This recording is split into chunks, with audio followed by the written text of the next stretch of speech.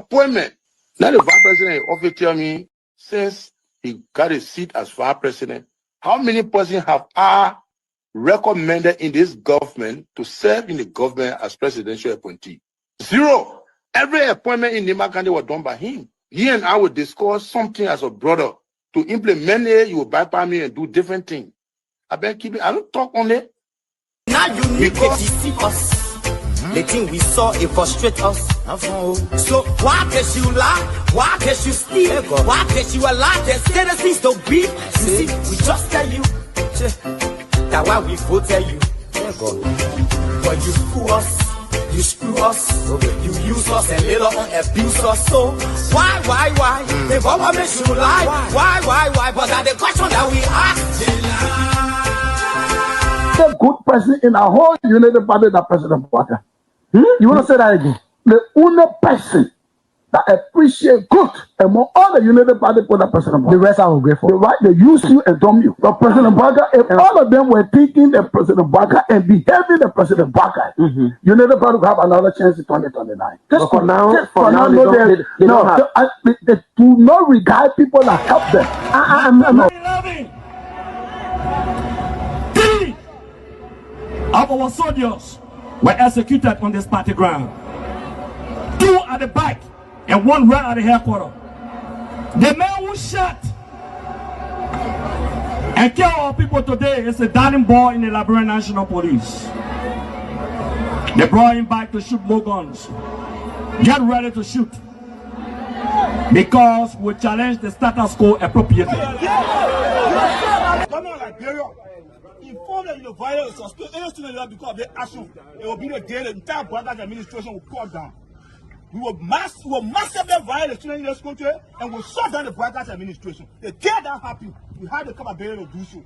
And if they think this renovation project is a joke, let them try it. The fall of the Brothers administration begin with this. If they think they will tumble on any student in this country or at the university like Boy and Water in Infinity, while our children saving opponents and logic in the Western world, while we are subjected to actual poverty and bad learning conditions here, and the thing will say. In the first 100 days, no car will get stuck on a major road in this country. And I mean it. You say you're a lie?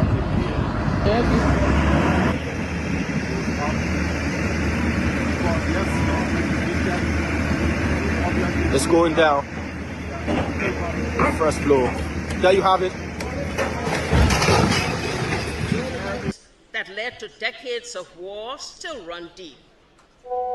But so too does the longing for reconciliation.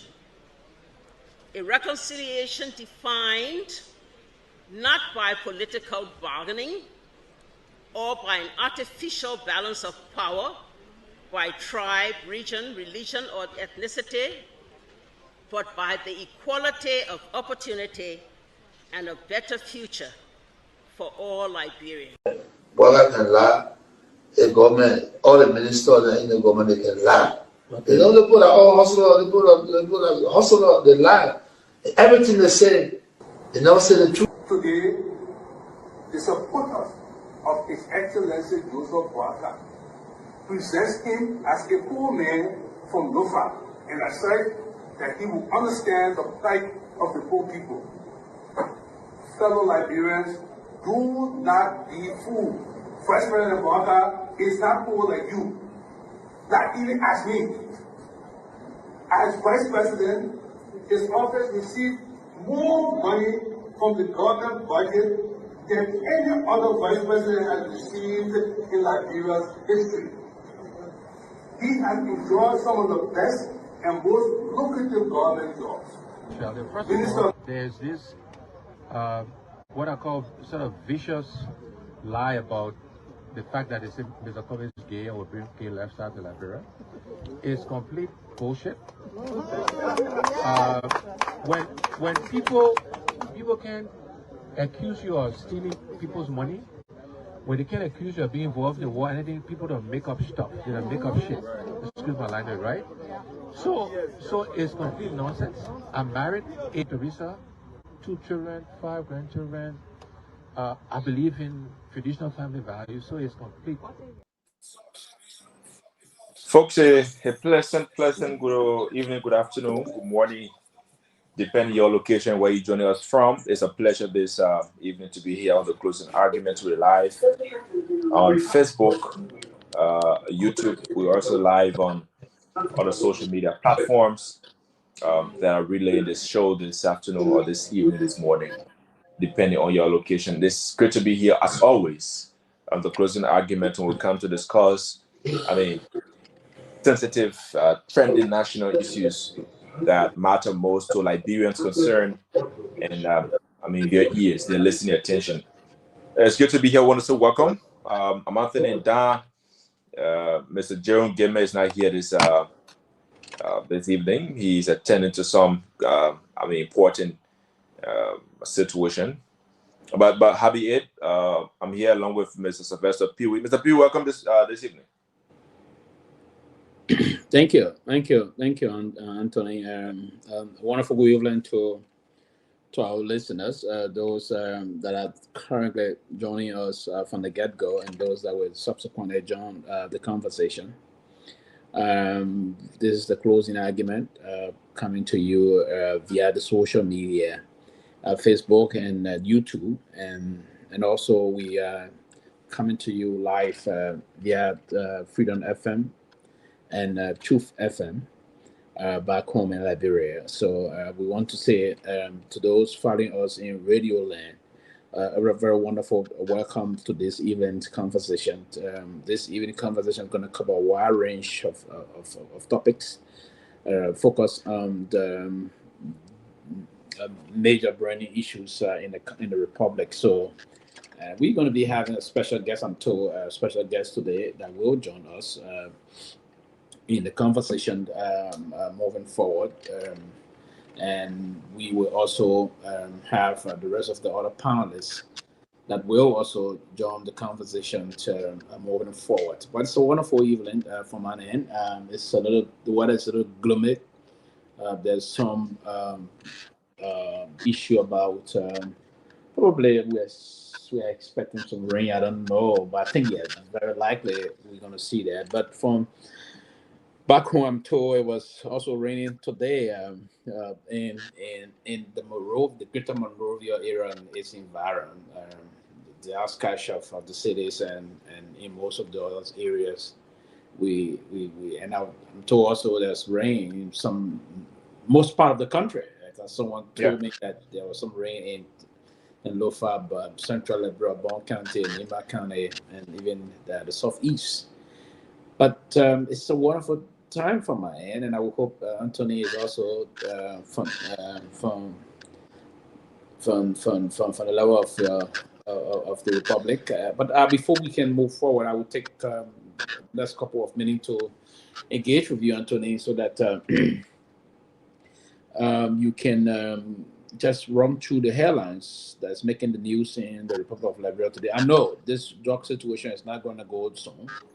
The president gave, that's going to be the meat of the discussion tonight. The president gave 48 hours to the Minister of Justice and Attorney General of the Republic to report to his office findings of accusation linking the OIC, the officer in charge of DEA, to a strange pickup that been very wild on social media, a strange pickup that has been given to the OIC. He didn't use it, but this pickup is the bizarre story behind this, because that this pickup is linked to one of those that have already been charged with this drug situation. They took the $317 million drug situation in Liberia. So we are waiting. I don't know when, with the expiration of the 48-hour, when we started to clock it in. Did they start the day when did the president issue? Was it on Friday? If it was on Friday, then we expect the Attorney General to report to the office of the president by tomorrow. Hopefully, the close of the day tomorrow, about maybe latest 4 to 5 p.m. working time, Liberian time. The Attorney General is expected to report to the president. But I may what been unfolding, Anthony, quickly before you run through the headlines. We've been getting some information about this. I mean, while we comment mounting robust representation on social media about this, But this being a troubling situation. And someone briefly told me yesterday that, but before I will take some time off on that, we will rest on there first and foremost, and we'll allow you to come back to the discussion. We'll allow you to just run through other headlines in the Republic, and then we move straight to the discussion. But go ahead, Anthony, and tell us what is making some of the major news, aside from what we just talked about just now. Yeah, so thank you, Mr. Pewee. I mean, there is always headlines in Liberia. I mean, every day you wake up, you will wake up to a major trending story, something that I mean interests the public. And today there has been major headlines. I mean, major events happening in Liberia. One of them happens to be the person official that alleged an irregular arrest linked to the multi-million-dollar drug case at the Monrovia Central Prison. The next one is Senator Prince Kehleboe has categorically stated that Bong County is going to be decisive in 2029 elections. He also threw some jabs at former Vice President Joy Howard Taylor. He also said that the former Vice President was not treated fairly in the CDC's administration. Samuel Koga, Senator of Nimba County, have challenged the MDR probe. Senator Samuel Koga has challenged the MDR probe. I mean, the MDR have come up with an official statement into this entire godfathership, this entire godfather position in Nimba County. And again, another major development that seems to be one of the, never dying situation in Liberia happens to be the Solomba border controversy. Just over the weekend, a huge presence of personnel, AFL personnel, were seen at the Solomba border entry from Guinea. According to reports, they've come to construct their custom office in Liberia. According to them, which is already known to the Liberian public, the guys from Guinea had lately been claiming that that's part of Liberia to be theirs, to be a portion of their country. But howbeit, Mr. Pewee, these are major developments that are making headlines on today's edition of the Closing Argument Talk Show, a special edition here this evening. I mean, they're all concerning, they're all interactive, and they're all thought-provocative. That needs public attention, that needs public interaction, and that also needs to ascertain the views of our listeners and our viewers on these headlines. Okay, Anthony, thank you. I think these are very major things unfolding in the country, and we will take some time to do some deeper analysis on those things that are unfolding. And we know that there are some, I don't know what you meant by MD, the Senator Koga prompting. I don't know what is it that he was saying. What is that prompting and MDR prompt? What does that mean? We need some. So Senator Koga has been making, he has been making statements lately about the MDR's position on this entire godfathership, and I mean, he has been drawing so much controversy. Just today, Garrison Yelu, who is also a member of the MDR, have said that he have uttered a statement against the senator's stand with this entire godfather's position, because Senator Koga recently, as we may be aware, was honored and was given a title of godfather in Nimba County when he attended an honoring ceremony by some chiefs of Nimba County, in part of Nimba County. And there, at that honoring ceremony, was bestowed the title of godfather.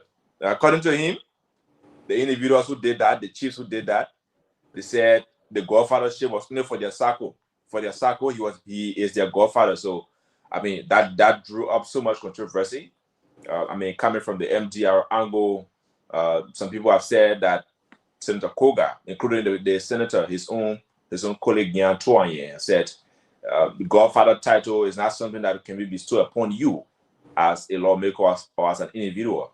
You need to work for it, because Prince Johnson worked for his Godfather title, and so you should do likewise, Senator Koga. So he has drawn so much controversy from the MDR angle.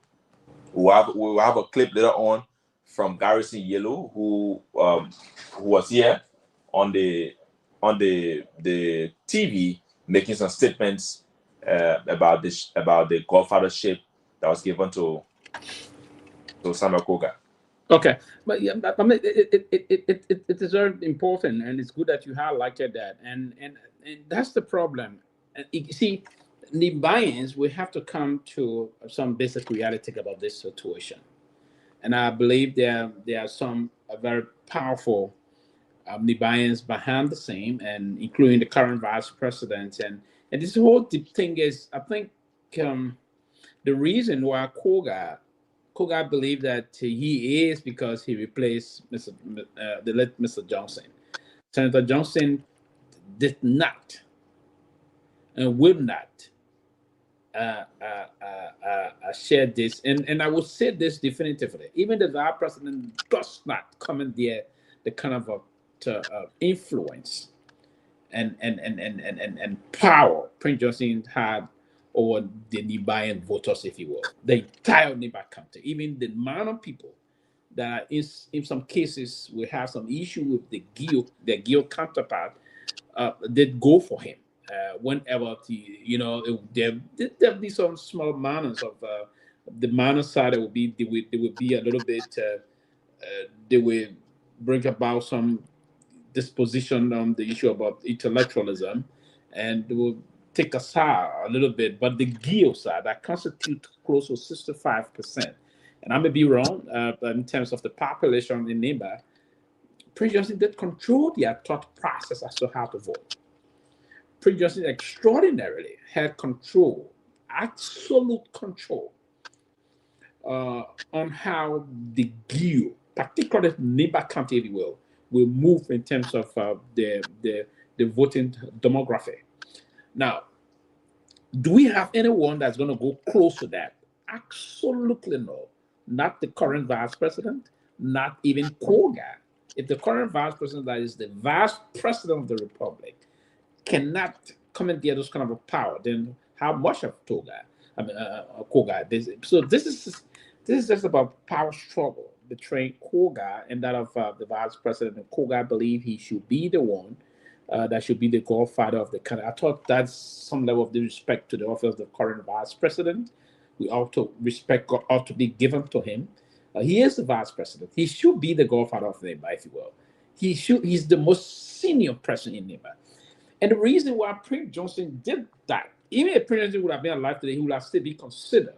But if you were to talk to Prince Johnson on open microphone, he would say to you, the godfather thing will have, because Prince Johnson was more, he understood the structural bureaucracy of the republic. He's a former military, very trained former military person that did follow at a certain point in time the military regimentation. Later on, he deviated from that, and he was part of a rebellion that rebelled against the structural and constituted authority at the time. So maybe at that moment, he didn't apply the rule of engagement in warfare and the rest of that. He executed people recklessly, and he did a lot of terrible things, a lot of unorthodox things he did. But if you were to ask Prince Johnson, had he be alive, he would say, oh yes, I'm respected in Nimba, but we have a vice. In the order of precedent, the vice president is the most ranking person from that county now in the republic. So I thought Koga should have acknowledged that, and wave his right, did the damn thing about godfather thing, wave that right up to the vice president, and stop this debate about who is this, who is that. Even the vice president would not. Nimba County will no longer be monolithic in the action of Prince Johnson. No. So if the Unity Party is relying on this vice president will not deliver Nimba this coming election. No, that's not going to happen. It's not going to happen. You're going to see, and if care is not taken, for the vice president to even move to manage, for the vice president to even move to manage the relationship that is already tolerated between he and Koga, there may be a lot of damage that may be done to the campaign if things were to continue unabated.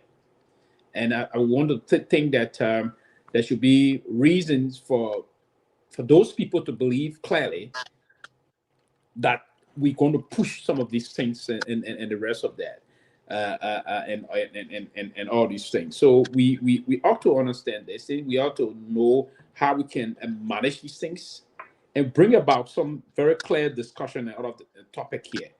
You know, so that's going to be some issue. But Anthony, before we go back, we get to the meat discussion. Do you have any clip on that? So I think we just play a little bit of it and something up for our listeners. Yeah. So let me see if I can. Let me see. We can. Let me do that. We can move to do some of these things. We're expecting, as we said, we're going to get a new panelist. I was expected to join us today. I'm not sure. How soon, if you will, but I was talking on the line with Dr. Peabody, and he was saying to me we are expecting a new panelist to join the show tonight, and you know, and he was part of a panelist to join the show tonight, and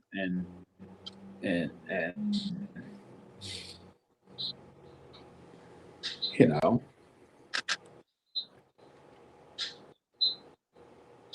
So you want? Is that a clip you want to play? Yeah, I want to get a clip. It's and the interview was done with Garrison Yelu. He, like I said, he's a member of the movement for democracy and reconstruction. I mean, he said a lot of things that I want us to get here pretty quickly. Okay.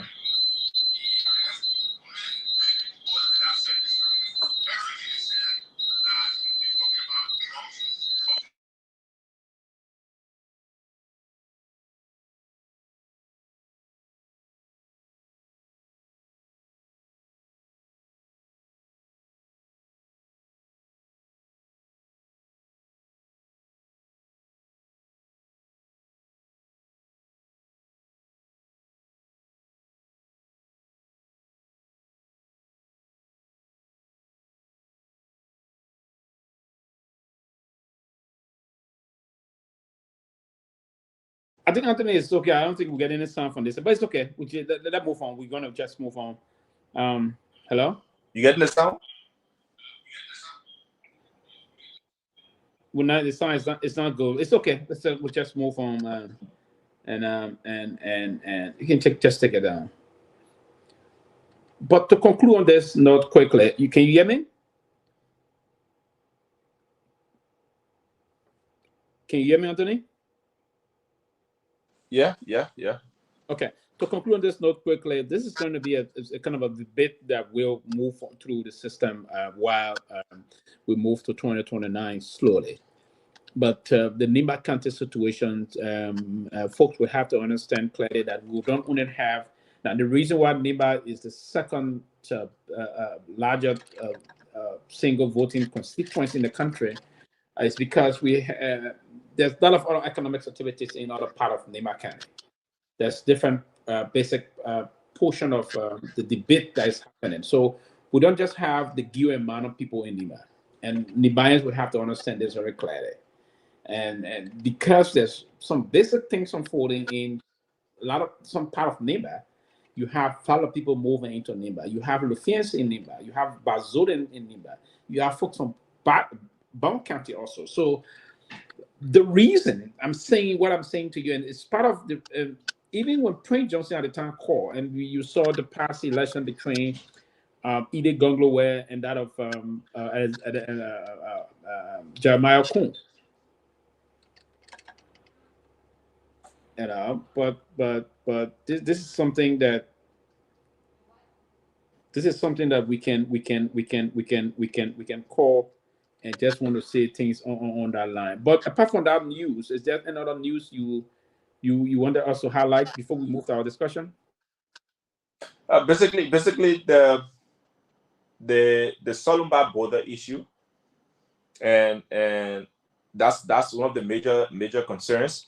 And very quickly, Mr. Pewee, we have also gotten some informations that the Minister of Justice, Councillor Oswald Tue, have submitted his findings from the 48 hours ultimatum that was given him by the president for an investigation into these allegations that have been leveled against DCP Fitzgerald T.S. Biago, who happens to be the officer in charge, even though he recused himself from the position of the LDA.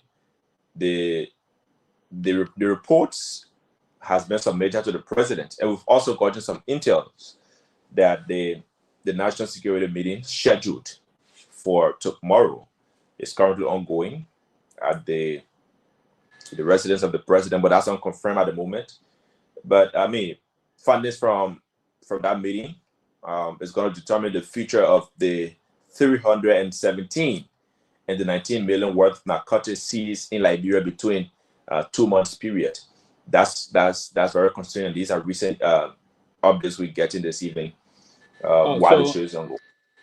So meaning the report from the Attorney General has already been submitted to the president. Is that correct? Definitely. For the president. Yeah, because the president, it was on Friday, the president said 48 hours. So the 48 hours should close today, because Friday and that of today, I think yes. So I was expecting the report to be in added tomorrow, but this report came in today. But there's no need for that. The president said 48 hours, but it's good. Sometimes the president will give the Attorney General the latitude to get his things in place and the rest of it, and try to execute it with a way forward. But this is the kind of assignment that I can give my 8th grade daughter now. She can perform this assignment in no time. Listen, you don't have to call. 2 things you will have to do is not to even to set a committee to eat plenty money here. Pull up the Ministry of Justice. Ask the Ministry of Justice. The Ministry of Justice instructing the Ministry of Transport. Can you pull up this vehicle registration? Who is this vehicle registered to? And you establish that. Boom. This vehicle is registered to the man that was just arrested recently. But what is the vehicle doing with the OIC? OIC, why are you using this vehicle? Please, get his explanation. Now, listen, you can that. And this is simple. So you get to the bottom of this, and you call him. And the OIC do report to the Ministry of Justice. That's a good part of it. The police, the OIC, everyone will report to the Ministry of Justice. What are you doing with a vehicle that is not registered in your name? And this vehicle is linked to somebody. Like, this man, I'm a brother-in-law. Oh, okay, this man, I'm a pa. My pa bought me and gifted me this vehicle. And if it was a gift, why is it in his name? But this is not going to be a good public relation for Biago. And the reason why Biago is not going to survive this is because Biago himself uprightly denied associating with whatsoever this vehicle and all those things. But now there are videos, photo placing him in this vehicle or around this vehicle. So this is damning for him. His survivability from the perspective of what we're looking at, the facts that are coming out, I think it's going to be a little difficult for him. How he probably played to the way he should have done to say, okay, we need more facts to link me to this. Then he could come out and say, okay, this man is my in-law. And I didn't know he was associated with this. And he gave me this vehicle, the news.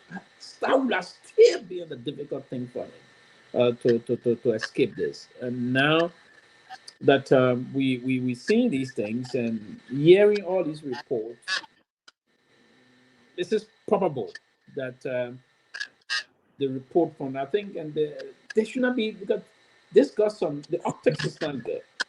The optics this got on the Republic is not good. So what I would advise that I would hope the president, now that the report is with the president, the meeting is ongoing, hopefully by tomorrow we hear that Biago is dismissed and turned over to the Liberian National Police, to the security apparatus for appropriate issue to file him to court. And the next thing the president should just call on.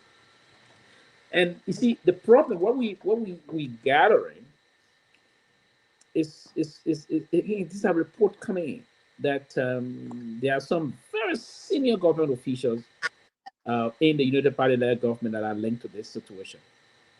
And it's going to put the government in a very tough spot because when the government to admit they believe this would dim their chances or would slim their chances up to the 2029 elections.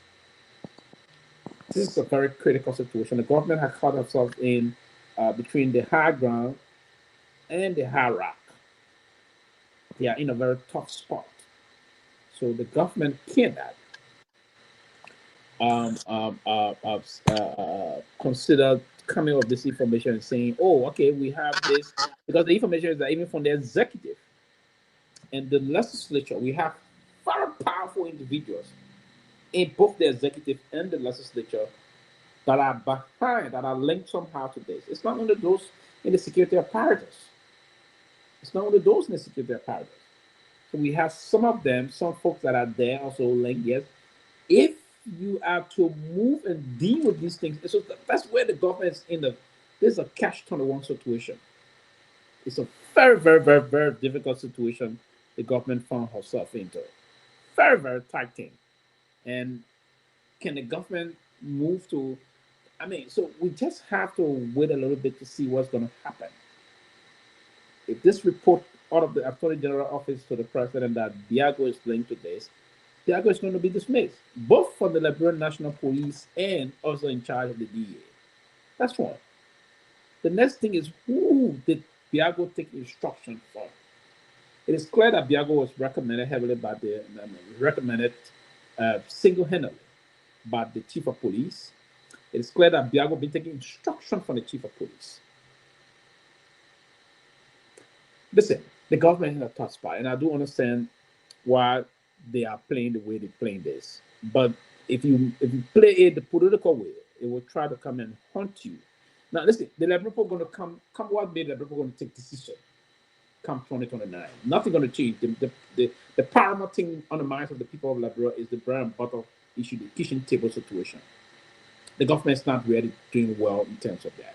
I would implore the government to begin to deploy strategies that will move to trying to protect the government from this situation. So there are a lot of other things we're going to be discussing here. And there's something that I even put out, the article will be coming up in defense again of the Ministry of Foreign Affairs. And I believe the whole situation about this diplomatic purge and other things, or diplomatic bag, I think the ministry did nothing wrong. The Minister of Foreign Affairs, Madam Beslo Yenti, did absolutely nothing wrong. And so an attempt to smear her a very wonderful reputation wouldn't augur well. So there's a need for us to jointly try to push what we all been trying to do in terms of pushing from different perspectives in the line that we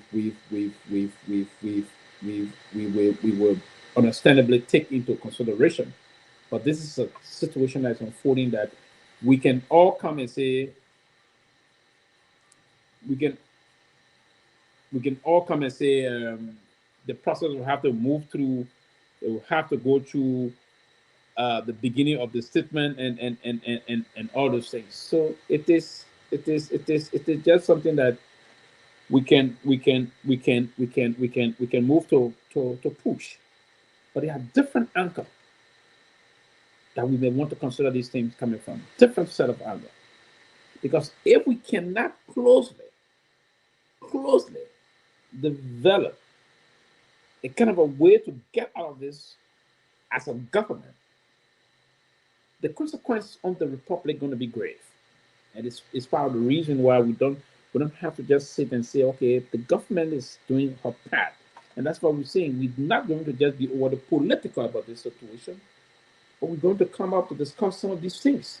And while we discuss most of what we intend to discuss, we all as people, to be fair and give the government the time to come out and do. Now, when the report had to be pushed to the press office of the president, the president came up, did the needful, and said, okay, I'm giving my Attorney General 48 hours.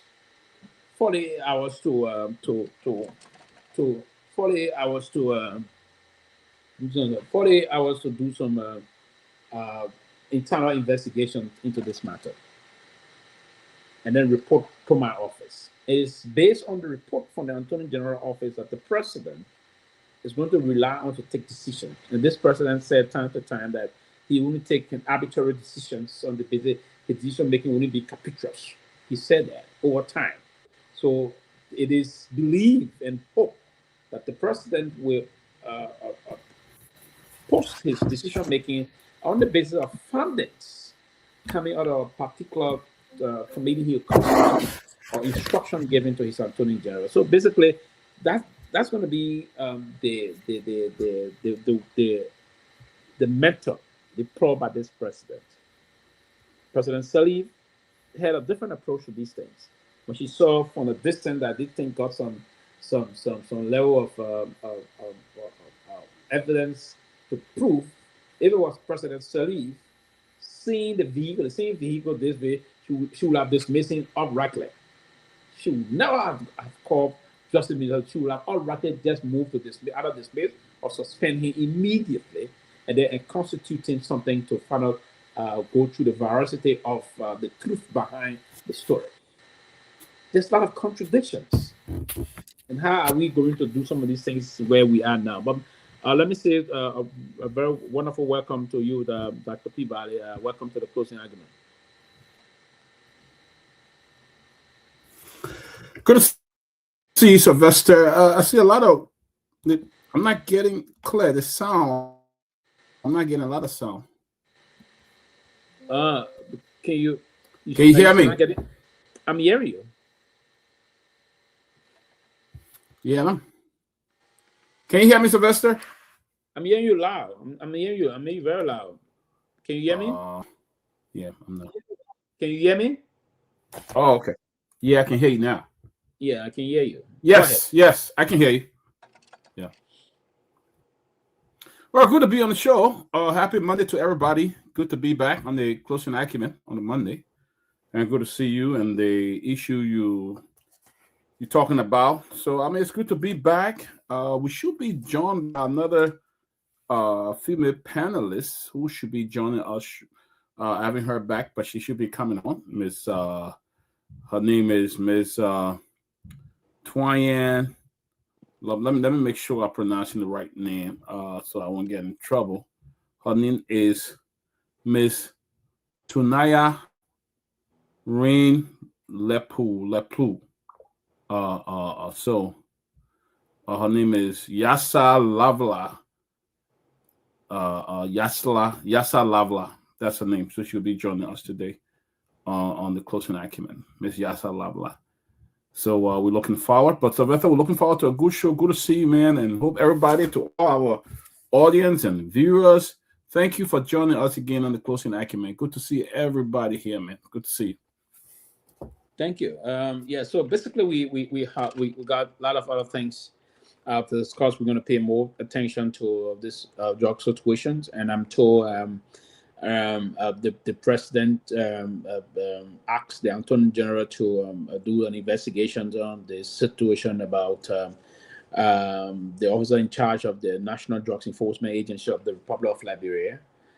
There's this he's allegedly linked to a pickup that is registered in the name of one of those associated with this $370 million drug situation. The proprietor and owner of Paribas. Paribas is one of those famous entertainment area in Liberia, in the Paisley area, I'm told, that is very famous, where big boys, big girls will move government officials. And I don't know if that's correct, but I'm told the proximity is around the presidency, so a lot of folks will move to have themselves entertained. So there's, the presidency, where the president's officially, not the official resident of the president, but the private resident of the president. They didn't make this clarification. We always get it mixed up in Liberia. Say, oh, the official home of the president. That is not the official home of the president. That is the private home of the president. The official home of the president is the executive mansion. and the president is not residing there. He's not domiciled in the executive mansion, and that's one of the things that Dr. Peabody, before I can reach back to you on this one, we will be having a special debate on the domiciliation of the president. The president will have to be domiciled in the executive mansion. If it is possible, the president can be outside of that, but the official resident domicile of the president is the executive mansion. And since the civil crisis, the last person that did domicile at that very wonderful mansion was the former president Charles Gange Taylor. He was the last president that lived in the mansion. Lived in the mansion. President Seti did not live there, and she went there a couple of months in her presidency, and then later on moved over to the Ministry of Foreign Affairs, and she didn't return until her 12 years term as president expired. Then former president Weah spent some time in the latter time of his administration. He moved over also to the executive mansion. He's moved there. We're just moving into work, and then President Bouaka is now also moving into work, then returning to their private home. But what do you have to say, Dr. Peabody, about this news that the National Security Council is currently meeting? It's reported that they are meeting with the president. I don't know. I know they will be at his private home. We don't have the executive mansion. I don't know. We have a situation room that we engage or a private retreat area for the president. I think the Liberian government should be thinking about that. Can send you where I was recommending to one of the security top guy the last time. There's a military barrack. I thought can send you where it could be one of those areas that could do for a retreat, special retreat center for the president. That because it's a military barrack, they have all of the safety mechanism deployed to do those things. But I'm told the meeting is being held at the private home of the president. Of course, something that may have some security implication also, because we have a lot of other folks moving here and there, a lot of things, and some sensitive classified documentation may get be bust into by some other individual, but I don't know. But what do you have to say about at least they are meeting, and the Minister of Justice reported that the Attorney General already reported to the president. We don't know what he reported on the same thing, if Biago is linked to this pickup thing. You know, Sylvester, is very important for them to meet, because the Liberian people have been demanding answers about the drug situation in Monrovia. They have been demanding a lot of answers, and now we have a new crisis starting at the border. You know, so it's very important for them to meet, because nobody's providing answer. All we hear, this person is arrested, this person is dismissed, and there are some higher up that was named in this investigation. We've not heard anything about them, whether they will answer questions to the police or the investigators involved. We also heard that the U.S. DEA was also involved. We don't know how true is that, but the fact is there needs to be an answer about what's going on in our country, because it seems like nobody is providing the answer. Nobody is telling the Liberian people what is going on, and this continues to drag. And Liberian people are eager; they continue to ask for answers. What's going on? What's the drug situation? How did $319 million drug worth of drug get to Liberia, a small country like that in West Africa? Do we have a plant in there? What are those who were arrested? Some officials, some relative, linking. In name of the president, like his son. You know, some came out to clarify the situation, and we've not heard anything. Whether he would talk to the investigator. What's going on? So that need to be answered, and I think the security should have met a long time in such a critical situation. They should have met a long time. We have a new thing developing again at the Liberian border with Guinea. It have not been resolved. We thought everything was okay, but it appears that nothing had been resolved. And unconfirmed report that the Guinean troops are also giving order and telling Liberian security to move forward or to leave the area. So I don't know what's going on. There need to be an answer. Liberian people need to get some answer. Absolutely, and that's a very critical thing, because the last time the Deputy Minister of Foreign Affairs appeared, he said there were around maybe 15 or so of the guys been withdrawing slowly. There have been a gradual withdrawal of their forces. But if it is reported now that the Liberian, from the Liberian angle, the military deployed to ensure that the Dahn custom area and the lands basically for Liberia. There should be under no circumstances that the Liberian government should budge in those kind of things, in a sense of intimidation from our Guinean counterpart to ensure that you want to take something that does not belong to your land. So, I mean, I bought into the idea totally that the path of diplomacy should be used. Soft diplomacy, soft power is very important. It is critical towards moving international diplomacy forward. There's no need to degenerate this thing into some conflict that will lead to the loss of life or loss of property, if you will. So, and I implored the Liberian government at the time and commended them for engaging into what we call some sober level of diplomacy so that we come to the finalization of this amicably. But the report we now gathering that, contrary to what we heard of recent, that the Guineans are trying to counter what the Liberians, but again, we have to patiently wait to see the outcome of this and further go into the details of it to find out what the real story is about what is happening in the country. And the government, I hope the government should be on top of this time moving forward to inform the citizenry as to what is the actual story unfolding at the borders, so that people will stop indulging into this speculative kind of reporting or assessment or analysis. Because if we don't have the real information, you leave a lot more pundits and journalists and other private citizens to indulge into speculating. And if they resort into speculating, they may just move to say, okay, our government is laissez-faire. The government is not paying much attention. So it seems to be our Guinean counterpart that are just taking over our land. And then there's some loss of confidence by your own people, if you will.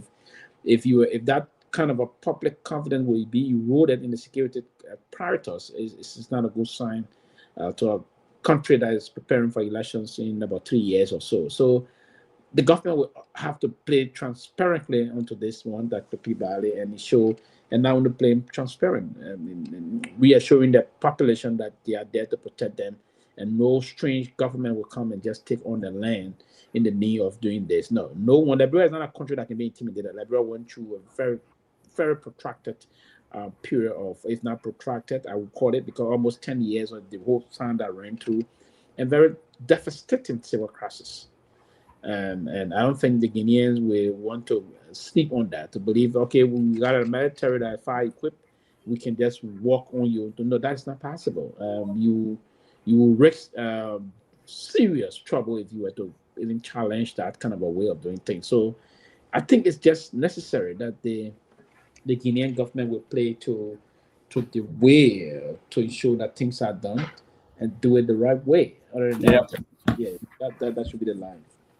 I think it's important that, and I also, I also applaud the fact that the government is pursuing a diplomatic negotiation with the Guinean government. We can fight. I was with somebody yesterday, and they said to me, "Look, I'm coming from that border. My hometown is near that border." He said that the two people will never fight. He said, "One thing I know, the Guinean and Liberian will never fight." He said the only reason is that closure, or even the south, the Liberian side, the border and thing, certain area that is closed, is causing severe economic issue in Guinea, because that particular part of the area is where most of the Guinean get their food from. They get food from those areas and things like that. And he was saying that it's almost impossible that those people will fight or something will happen, but they just need to go ahead and negotiate. And I'm glad they are meeting to discuss this, because what has been going on long, and it shows that Liberia is unable to actually engage those people. They met with ECOWAS, and apparently people don't respect ECOWAS no more. I'm gonna be very honest. ECOWAS doesn't seem to have a force in Africa again, because some of the very people they go against their own laws. They're changing laws in the country. Some of the leaders are changing law in the country to run for 3 terms, and doing all kinds of things. So I don't know how effective ECOWAS will be in actually engaging Guinea in order to ensure that this does not escalate, because it seems like they have seen Liberia's soft side. Liberia may not be strong to engage them to that level of the sense, so they will take advantage of the situation, and I don't know. We have not really put down a strong resistance, not using force, but some other means of rebuking the Ghanaians and rebuking the Guineans from occupying our land. We've been very weak about it. I know we're doing diplomacy. We can't jump into war, which is totally irrelevant. But we need to be very strong on our position so that they can also get the message. But from what it seems, I think Guinea have seen the weak side of Liberia, or maybe the feed they have an edge over the country, so they can take advantage. I think that's totally, but I think government should continue to pursue vigorous and robust diplomacy in order to address this situation.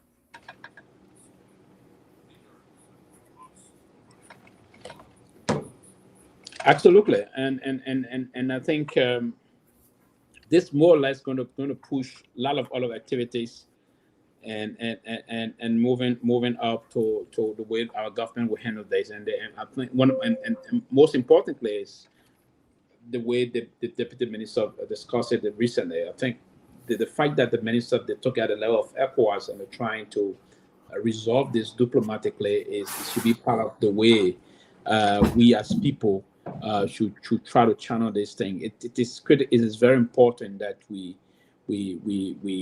understand these things, Dr. Peabody, so that the country can move through and begin to say, this is the most important aspect of what we want to see. This is not this. I think that may just distract the both country. I think this is not anything that should resolve to any level of conflict. It can be resolved. Our two countries' relationship we've subsisted over the period of long. We've lived on the common border for a very long time. We have these kind of we are interrelated, intermarriages have been unfolded time to time, and due to the cultural connectivity of the both people and both countries, I think it's important that our leadership will put some things forward in trying to resolve this situation, instead of coming back to sit and always want to believe that we would do it the way we should do it. This is not the way to do it. This is the way that we think those things are being unfolding. It is very important, and it is very, very much also necessary that we do these things, to do it in a way that is not good. Yeah. Exactly, Sylvester, because I know some people are itching, we need to go to war. Those people not fight. They are brothers and sisters to that border. Family members on both sides they are. So I think what the government need to do, the government just need to be a lot more robust in the engagement of the Guinean government. They need to go beyond that. They need to go beyond just, we had a discussion and all of that. I think they need to go beyond that and continuously engage each other so that conflict can be resolved. We don't win. Guinea is our neighbors. Guinea was there for Liberia during the Civil War. They've always been there. Always been Liberia and Guinea. President Tubman Todd, they share a beautiful relationship with President Ahmed Sekou Touré at the time. They were more like brothers and stuff like that. President Todd, we had a Guinean soldier going to Liberia sometimes to even protect him when there were issues and stuff. It just shows the level of closeness, how close these guys were, and the two countries are. You find family members in both countries. You go to Guinea, you have Liberian family there. You go to Liberia, you have Guinean family. So we are one people. But I think the government has been very slow in really engaging this. They probably haven't taken it that serious. They've done not much in order to do that. So I think the government needs to just be more open, and just take another step in engaging. If you go to ECOWAS and ECOWAS is dragging, I think they should follow up with the AU, the African Unity, so that this can be resolved. But it's getting to the point where it could escalate. It's getting to the point. One day, somebody on the other side will get mad, and the other group will get mad and say, you know what? If we'll die, we'll die. And you see something going to happen. And we don't want to see that happen. A lot of people are going to die. A lot of people are going to suffer. So I think the government may have to just take a stand, may have to do something and work with the Guinean government in order to address this situation. And it's bad. They got the drug on the other hand that is overwhelming them. Then beginning come up with new things. So I don't understand whether this government is overwhelmed. I really don't. It probably is. But these are situations that have been going on for a very long time now, a couple of months. And I think there should have been some answers for the Liberian people. So yes, we don't want a war with Guinea, but we want a robust diplomacy so that the situation will not escalate. They need to go beyond. If they need to engage, the president need to engage the president of Guinea again, or maybe send an envoy to meet with the Guinean leader, somebody. Appoint a committee to work. I will appoint people who are from both sides so they can independent, like the politicians and others. I will get everybody involved from the Liberian Council of Churches. Well, I don't know how much they do in terms of the situation, but Liberian Council of Churches, I will have people from the opposition. This is a Liberian thing. It's not just one party thing. Get people from all sides of the political aisle. See, how can we resolve this? Bring them together. Our chief, our Zodes, our religious leader, our opposition, and let's come together, see how we can really move forward in such a difficult situation, because it's escalating, it's going nowhere, and the people at the border become the victim. Yeah. So. Yeah, absolutely. And if there's new development on those things coming up from today, and that the AFL is trying to come out to deplore in the need of constructing some of the custom offices on the side of the Liberian borders, or the Guineans are trying to escalate by doing some deployment. So it may just basically be the situation for that angle. But again, there are a lot of other situations that may unfold, a lot of other things that may come through. And people can just come and say to the discussions that it is the way to do it, but deploy the necessary and useful tools. And those necessary and useful tools would be diplomacy. Diplomacy never can do anything wrong of the rest of that. It's the way to go. Because if diplomacy fails, then the next thing is bad. Mm-hmm. So basically, that would be the line. Yeah, I don't think they want diplomacy to even fail. I think we need to continue negotiating and engage some of our international partners like we always do. Talk to the Americans and talk to the European Union. How can we get this involved? Guinea is really overstepping the boundaries. I know ECOWAS will not do much. ECOWAS hands are not that heavy. They really don't have much. They got too much on their plate. They can't even resolve it. Then engage some of our international partners, saying that this situation is escalating. Liberia is coming from a war. Liberia don't intend to go back to war with their neighbors, and stuff like that. I think it's important for there to be other international group involved to bring this to Liberia, because it seems like we are sinking back. Things are not going the way it should be. Things are not happening. It's been more than 6 months since the Guineans came up to that border. Nothing has been done. They had meeting in Guinea. The president of Guinea had his counterpart go there, and he did not demonstrate any kind of courtesy in the follow-up of what was going on. So I think now is the time. Get others involved. Point other group. I think appoint people. A guy like Musa Beledi would be a good envoy to Guinea. Mr. Ellis Cummins and others. Try that and see how that works. Bring some opposition so that y'all can work together. But just don't sit back, because on the military front, we just can't. We don't have it. We don't have the kind of military that will really help Guinea for advancing to our country. We don't. So the best thing would be diplomacy. but then get other people involved who can go there. President Ellen Johnson said leave. You could utilize her to be on that team and lead a delegation to Guinea to sit there and talk to the young people. President Seleke has a lot of influence in the region. Apart from that, in the world, President Seleke has a lot of influence. But don't just think you can do it on your own. We don't have it. Militarily, we can't do it. So bring in people who will be able to help you. So you muted, Sylvester.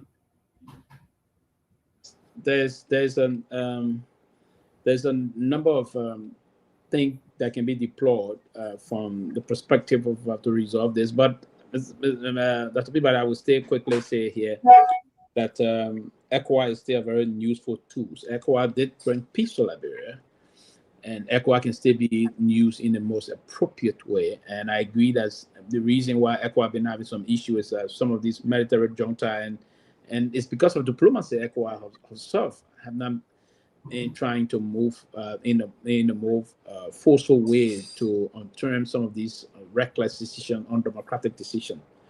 But I think we can still make use of ECOWAS. Mr. Nagbe, welcome to the closing argument. Yeah, thank you very much. Mr. Pewee is good to be with you. Dr. Peabody. Good to see you. Here with you. Yeah, let me also say hi to our audience. I was listening a little bit to you in the back. I think we're talking about the border issue, and I agree with everything you said. And Dr. Peabody, diplomacy really, I think is using every means available to you, except militarily, to resolve the matter. And you're right, there are a lot of people here who could help. The former presidents, for instance, President Weah, President Sirleaf, and also other prominent citizens in the community, Mr. Cummings, Mr. Ability. You never know. The deputy minister was on here last week, and we're asking him that question. I was specifically asking if there was a timeline for the near resolution of this crisis, as he was reporting. I think he said there were only 15 or so Guineans remaining, and these people needed time, logistically to pull back. And here we are. The reports are that the people are doing the opposite. So, and this has been with us, I believe, since March. It has done nothing but escalate. If any de-escalation has happened, that's because we Liberians have pulled back in engaging, but the Guineans have stood their ground, and I'm afraid that this thing it could look. This president's primary responsibility is to protect the territories of Liberia, defend and protect. Look, I wouldn't be surprised if people begin to murmur articles of impeachment against this president, because I think he's abandoning, his responsibility. I won't be surprised if we start hearing people talking about articles of impeachment, because this is his primary responsibility, and he's not telling us what he's doing. He's not doing it, and these people continue to take our land piece by piece by piece by piece. And it's very concerning. And this is why we were surprised again. The way they slapped ECOWAS in the face, the parliament, parliamentarians, they came here twice during the removal of the speaker to try to talk reason into this government, and leave the speaker alone. They rebuffed these people. The initial reports that the president didn't even want to see them. So you can't burn bridges like that. And now we need them. Here we are. This is very serious. So honestly, I don't know how else we're going to resolve this. They tried to bring in President Macron. He pulled back. So because they're not telling us, we don't know what they're doing. So, but Sylvester, you're the diplomat. So maybe you tell us whatever little tool we still have in the kit.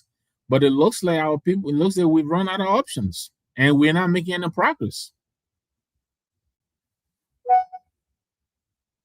I think options in terms of what is unfolding, I will want, because if the deputy minister said recently that the discussion was making a lot of significant progress. As a matter of fact, they only have 15 of the troops deployed now, and they were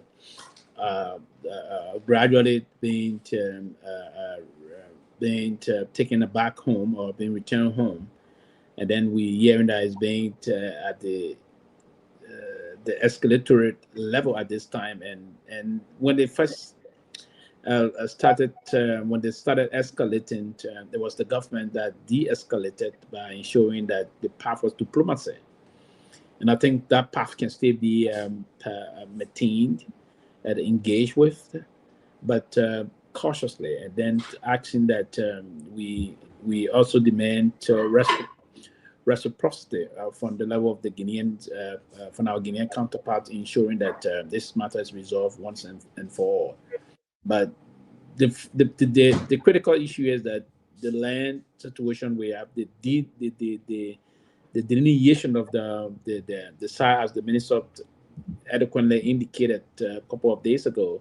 It's important that the both sides will have to go around the table to have this kind of a discussion. It's diplomacy. It sometimes can be very toxic, but sometimes can be rewarding in terms of resolving those issues that we have been on. But back to these discussions, it is currently reported that there's a lot of other things that we will be looking into.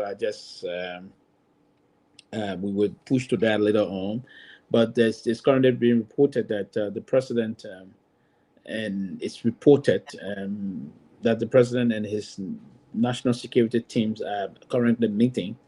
This is a national security meeting currently unfolding somewhere, probably at the private residence of the president, to discuss this Biago situation, this link to this alleged link to of the OIC to this Heru pickup, double cabin Heru pickup that is registered in the name of one of those drugs lords, or one of those that are spreading the drugs into the country, if you will. So if this is true, then and also in that same report, I will start with you, Dr. Peabody. In that same report, it said that we started discussing it, but we'll start with that the president has been informed from the Ministry of Justice perspective about the 48-hour timeline the president gave the Attorney General to report. So what if the decision is true? I'll start with Dr. Peabody. What should the president do moving forward? Well, he gave him 48 hours to report. Let him wait on the report and recommendation, and then he can deduce what is in the best interest of the country. Whether to dismiss or what to do.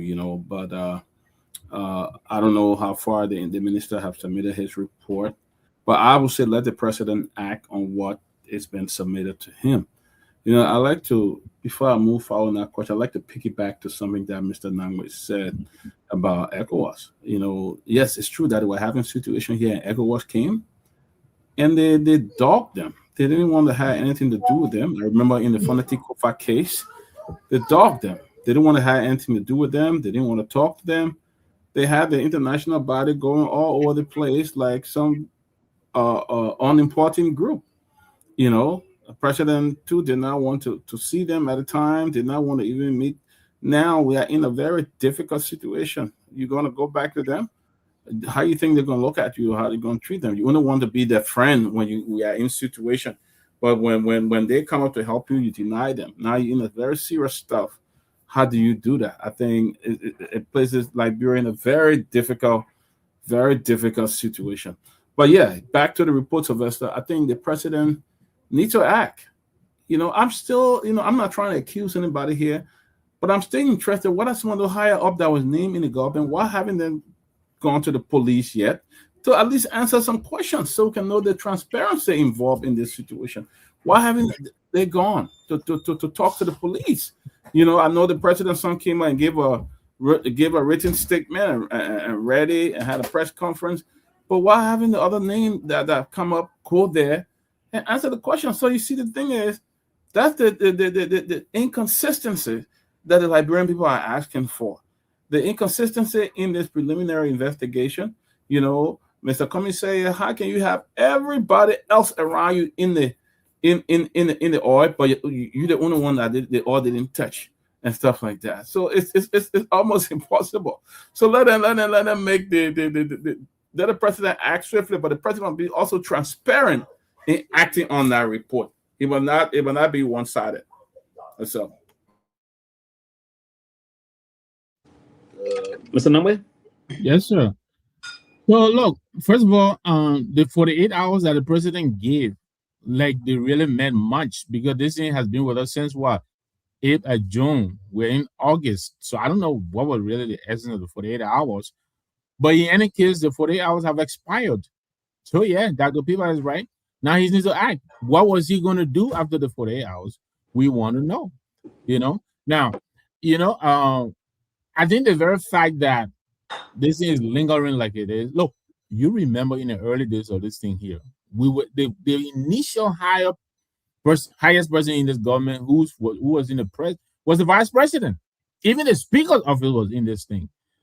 What has happened to these people? You remember Daniel or whatever, the president with the VP with the photos and all of that. We talked about that for a few minutes. 3 days we dropped it. Now we're on the LDE and all of that. The very fact that this president is working on the thing so gingerly, I think it tells us that this thing wraps around people very close in his orbit, because what is the hesitation about? If it is not that these people are also threatening to talk, because I understand some of these people have already started talking and they are saying, well, if we're going to go down, we're all going to go down. And so I think the difficulties right now is how to surgically remove these people without bringing the whole house down. I mean, I don't believe I know Mo Ali said, some of us, our arguments, are stupid, but we go around and come right back to what we were saying. I understand the foreign minister is not considering legal action, something that we had been asking for. So we'll go again and make another suggestion, and they can go on their cash reloaded and trash us, and they'll come right back to what we are saying. The president, we believe right now, the difficulties is in how to untangle his own inner circle so that some of these people are weeded out, and yet some of his people remain untouched. For instance, his very son. His son has been mentioned in this thing. Since the son put out his statement, we haven't heard anything again about what's been done about clearing his name. Was that a statement, the only clearance that the son was giving to the public? No, that's not sufficient. The president is supposed to set up an investigation to investigate this matter. And if he did, it shouldn't be a secret. He should tell us. He is supposed to tell us. He shouldn't do it behind door. And nobody should tell us, come here and tell us, oh, they're investigating. You don't know what the president is doing. No, we don't know because he's not telling us. So they need to do that. So we understand he's meeting today. Let's see what is happening. Our own fellows reporting that there seems to be some substantive, matter into the allegations levied against the LDEA, now recused LEDEA boss. So apparently, Martin Colley's allegations have some substantive, reporting in it. So we'll see what he would do. But anything short, of taking real action, like really firing some of these very people, it will amount to practically nothing. So we'll wait and see what comes out of the briefing, because we understand it should have been tomorrow, but because of the emergency nature of it and all of that, they had to move it up to today. So we'll wait and see. Yes, the information is that the meeting is ongoing, and normally these are security meeting. You expect it to happen around this hour, sometime this hour. And in some cases, that you only know if it's deeply classified. It's understandable to even have it wee hours. Sometimes that is something. It left when the president will be there, its availability or who he's going to destine it to coordinate these things. The chair of the Joint Security is the Minister of Justice, and I was also instructed to run. Let me ask you this question, Sylvester and Dr. Peabody. I'm sorry I didn't mean to interrupt. Because it's being asked by a lot of other people, Musa Belete, Square, Mariah Yakula, and other people. Why is it that we didn't have a problem with bringing experts from overseas to help us to investigate the fire? You took the word out of my mouth. I almost wanted to say it. Exactly. Why are we? How is this different, and why are we hesitant to bring in international help? I mean, I think you checked. That was the next thing I was going to say. But then I think it will be a little unfair. Will be unfair to them to say why they are not doing that. As a matter of fact, in the press conference of the foreign minister, she indicated that the foreign minister directly engaged wrote international partner The deputy minister also reiterated that when he appeared last week on this show. Yeah, but the difference is this, Sylvester. They're telling us what the people are doing. Unlike the fire incident where they put themselves will come and mount the podium and tell us what they're doing. But Exactly. they are telling us what these people are doing. Why don't these people talk to us? Yeah, maybe it's the mechanism, and this is the mechanism deployed, and that would be. And I'm not the spokesperson. I'm putting the devil. No, I understand. You're just trying to rationalize. I get it. It's the mechanism deployed. One would say, for instance, the DEA of the United States wouldn't want to be discussing their investigative findings on public, via the public medium, because some of these things they give serving as backup, right, to give what they know, and as per they are existing in some critical areas, providing information saying what they know and what of things. But what my suspicion is that if the government were to place some how to call it this delay tactics here, or play some kind of a maneuvering tactics in this case, I would think they will expose themselves into more danger if they don't want to be transparent. Because if these folks, if you engage the partner, as the foreign minister did, and we have folks from Europe, folks from the United States here, folks from Morocco, as I'm told, and other African countries that are also helping. The reason why the United States government will move to help is they take very seriously the issue about the transatlantic trail in terms of drugs. If you are to pay key attention in recent happenings, I mean, they killed close to, I think, 100 of those on international waters. And even the reason the Secretary of State stated was to scare them away and send a warning signal to those who will be drugs peddlers that we even see America as their target destinations. So that was warning. They killed those people on international waters and to send warning signal to so the United States will be more interested in going to third world country like Liberia to help, because they want to send the country's security sector is not only weak, but the entire system is broken. And wherein you can incentivize they are not the security sector's employees themselves are not well incentivized. So they may be direct target from the drug situation. And that's one of the things from the West African report you see now. The reason West Africa is a target because of the vulnerability of the security sector. So the drug laws will target them. So that may be my thought process on that the people that, I mean, and Mr. Nagbe, that the mechanism is different, but I think they reached out already. So we should hold the government responsible or something. Now that you have the partners, why can't you be robust in informing us on what you're gathering? So that would be the point there. You muted. That would be the point. Thank you. I'm sorry, and I agree with you. And we can only epitomize because they're not telling us. But then again, there's this. Amra Kone is on record from yesterday as reporting that the president right now is between two forces. Combating the cartel and also combating his own officials. These are the people he appointed, and so he is beleaguered. Then you take the deputy prison warden who was suspended. The statement he released, he mentioned names that I don't believe we ever heard of. And he's telling us that these people should be watched carefully. He believes that there's an attempt to spring these people out of prison, specifically these foreign nationals, and get them out of here. And so it comes right back to what you're saying, to tell us what they're doing, inform us. Mm-hmm. Right now, you have a very nervous public. There is this ship that was on the sea. We don't know what has happened to it. It came, we tried to chase it, with whatever we had, whether tube, whatever it was, but we tried to go to the ship. The ship, we understand now, is in the Ivory Coast. All of these things are happening, Sylvester, and we're not hearing much from the government.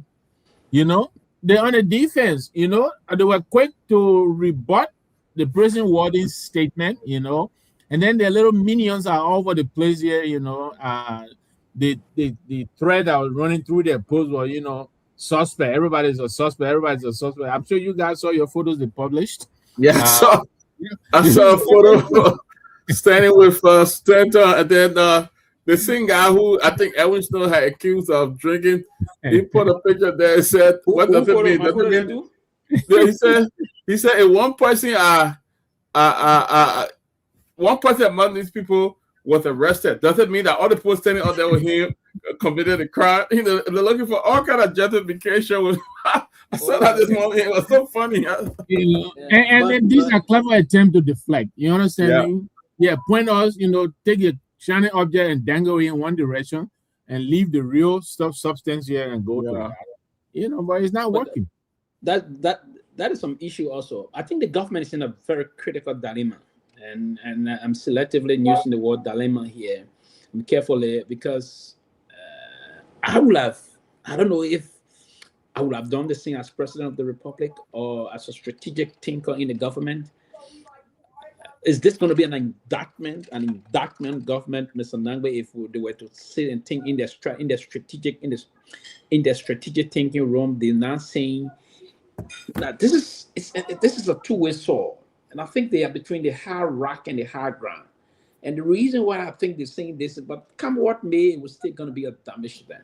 They're saying in the strategic thinking room that now, because it is reported also that there are high-profile government officials linked to this thing. But they are very meticulous in terms of how they want to engage it. And being all the meticulous with it, have the proclivity of power exposing them. That is a probability also. Now, their thought process is that if we come out to need these people, is an indictment. It's a kind of an indictment on us 2029. Maybe the people will say, oh, these people who can answer this. So what can we do? Should we cover up and bring some sacrificial lamb into these things and deal with them appropriately? Part of the sacrificial lamb may just be the OIC. Maybe they've been giving up and announce his arrest, announce his dismissal, hopefully tomorrow. Or they will sit again and say, if we don't manage this and we allow this OIC to come in angry and say and try to and let the beans spill the beans, or say to him, we got you. We're going to use as a sacrificial lamb, but we got you.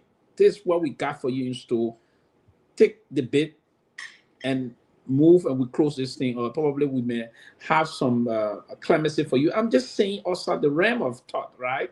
We may have a clemency for you and do this. That's one. Quickly to the next one. The next one would be, if we were to do these things and the Kamara will cover up, will come. I think any way to do it, the international partner are getting the facts.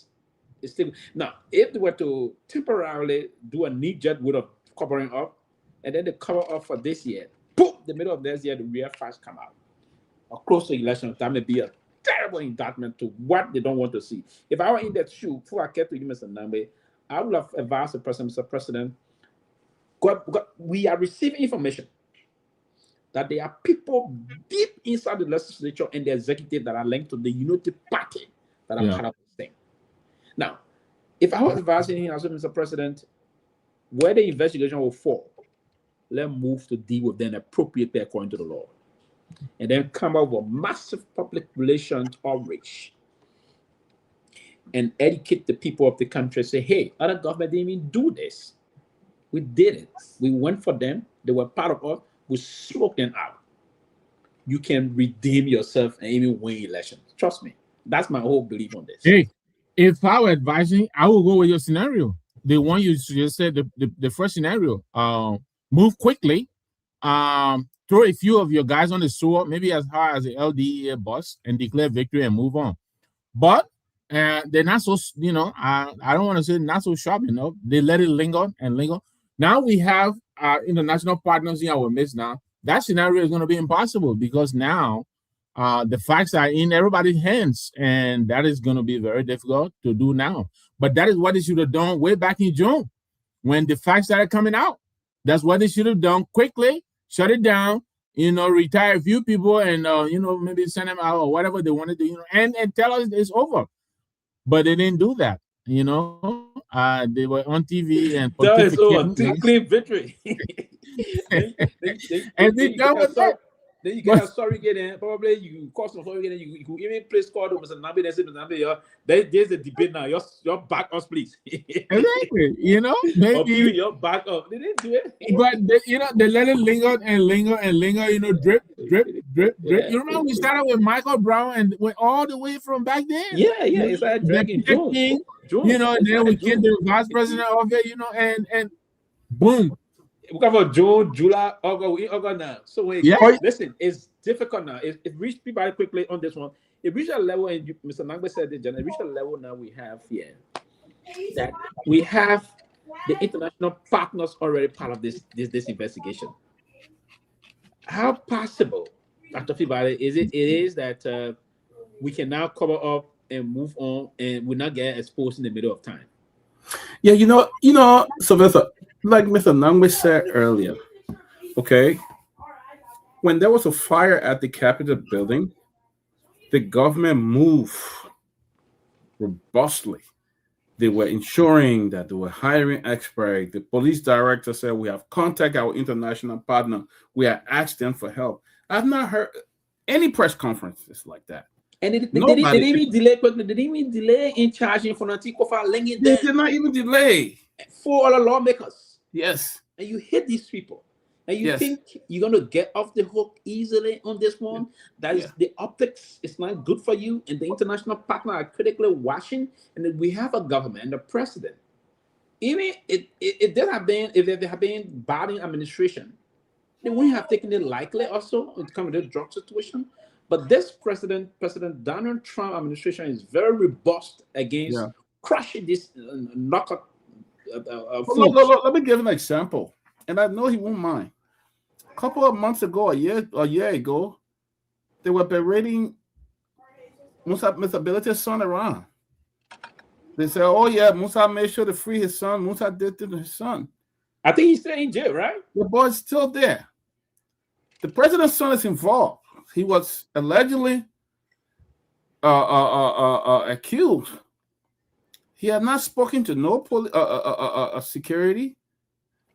Other higher up that are involved, not a single one of them have gone to the police station to say what they know about the case and stuff. They just planned something for him to come on and give a press conference and read a bunch of things, how he was in Italy to meet football, promote football in Liberia, how he came up there and contradicted himself totally. They saw nothing with it. Nothing they saw with it.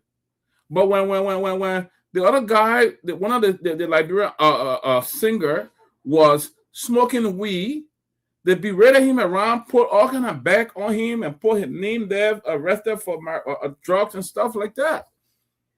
But now, I said, in your own situation, you can't even, your son can't even go. Your son is above the law. I'm not saying he's involved, but at least once they name him, he should submit to some kind of investigation.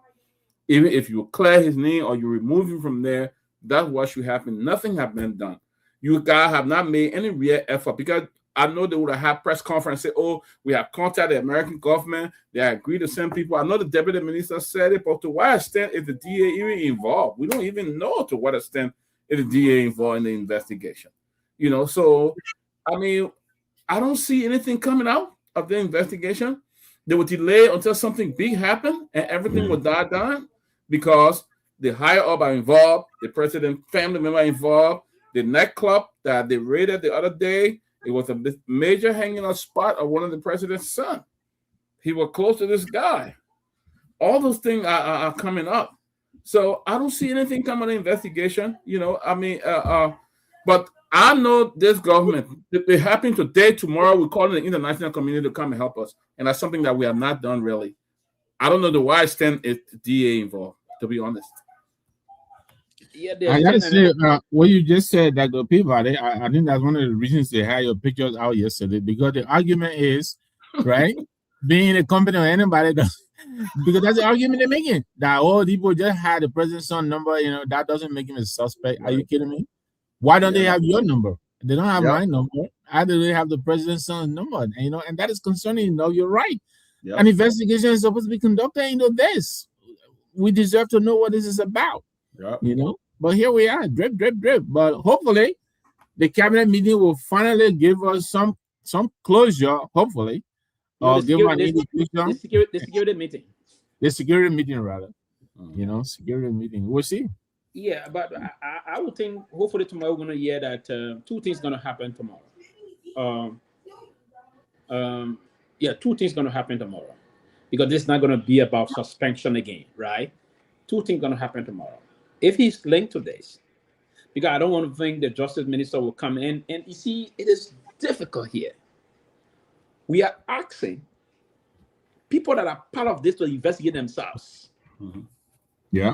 So there were the presidency. So I thought the president should just take some decision here. Most of the justice ministers came the last time, we had no investigation, exonerated 100% the police chief. The justice minister will definitely also move to exonerate. So those that are engaged into the whole saga are the ones investigating themselves. So, so we shouldn't be surprised to see the report from the justice minister say, "Hey, this thing didn't tie to this guy, Mr. President, the man continue on the job." We shouldn't be surprised, even though it's established that the man is using the vehicle from these knuckleheads. It's also possible that they will just come out as this embarrassing, Mr. President, the man's link, that president announces dismissal. But two things, they are in a dilemma here. If you are prepared to announce a dismissal, you should appropriately charge him. I haven't heard the charges of Johnny Dean yet. Have they charged Johnny Dean and the rest of the other police? Not that I remember. We haven't heard any charges coming out of all of those. How are you going to charge them? Yeah. How are you going to charge them? Are you going to charge them the way you charge Paul King to ensure that it will be behind bars while the case is pending? Or are you going to charge them with different charges, basically, that will have them file bond and may just find a way that they can challenge the case and win it in the court of law? So, I mean, the people are not being informed adequately of this unfolding issue, and the government shouldn't play of this. If they play of this and they think the Liberian people will just say, people are getting tired. If you listen to calls that will come from through the show, you will know that the folks are getting tired. And I'm sure if they are disappointed, come to it, and that's why we're going to be engaged. We're going to, very soon, we will be very loud. We have a bigger platform to inform the population about things. And we're not going to sit and allow things happen in the way the country is moving. No, from 2005, we started sacrificing into the affairs of the country. So we're not going to sit at this critical time and see people. That's why we'll create the platform, the conduit, to have our people informed, so they will take the appropriate decision. But that other thing's going to happen. So Peabody, we're seeing different kind of things happening, but again, that's the structure of the country we have today, and a lot of things being unfolding. We've been told there's different development on issues that have been happening in the country, and we just have to consider it the way we consider it. Yeah, we have to consider the way we consider it. But George, welcome to the show. You look relaxed. I'm told you've been trying on a private flight. I don't know. Hello, Chief. So I have a caller. Yeah, go ahead. Pastor, go ahead. Okay, my name is Reverend James Barkley, and I think you might have heard me before. I serve as first vice chairman of the board of directors of EULA. I want to congratulate the media. I think you have done a great job. I'm also a preacher. Let me just share something with you. Jesus told his disciples to fish on the other side. This is time that you direct your pressure on the civil society, on diaspora organizations, to come together and embrace this government. It's so disheartening that organization like EULA is going unchecked for its silence. Sometimes I break the rules and come by myself without asking anyone, but I don't know how to describe it.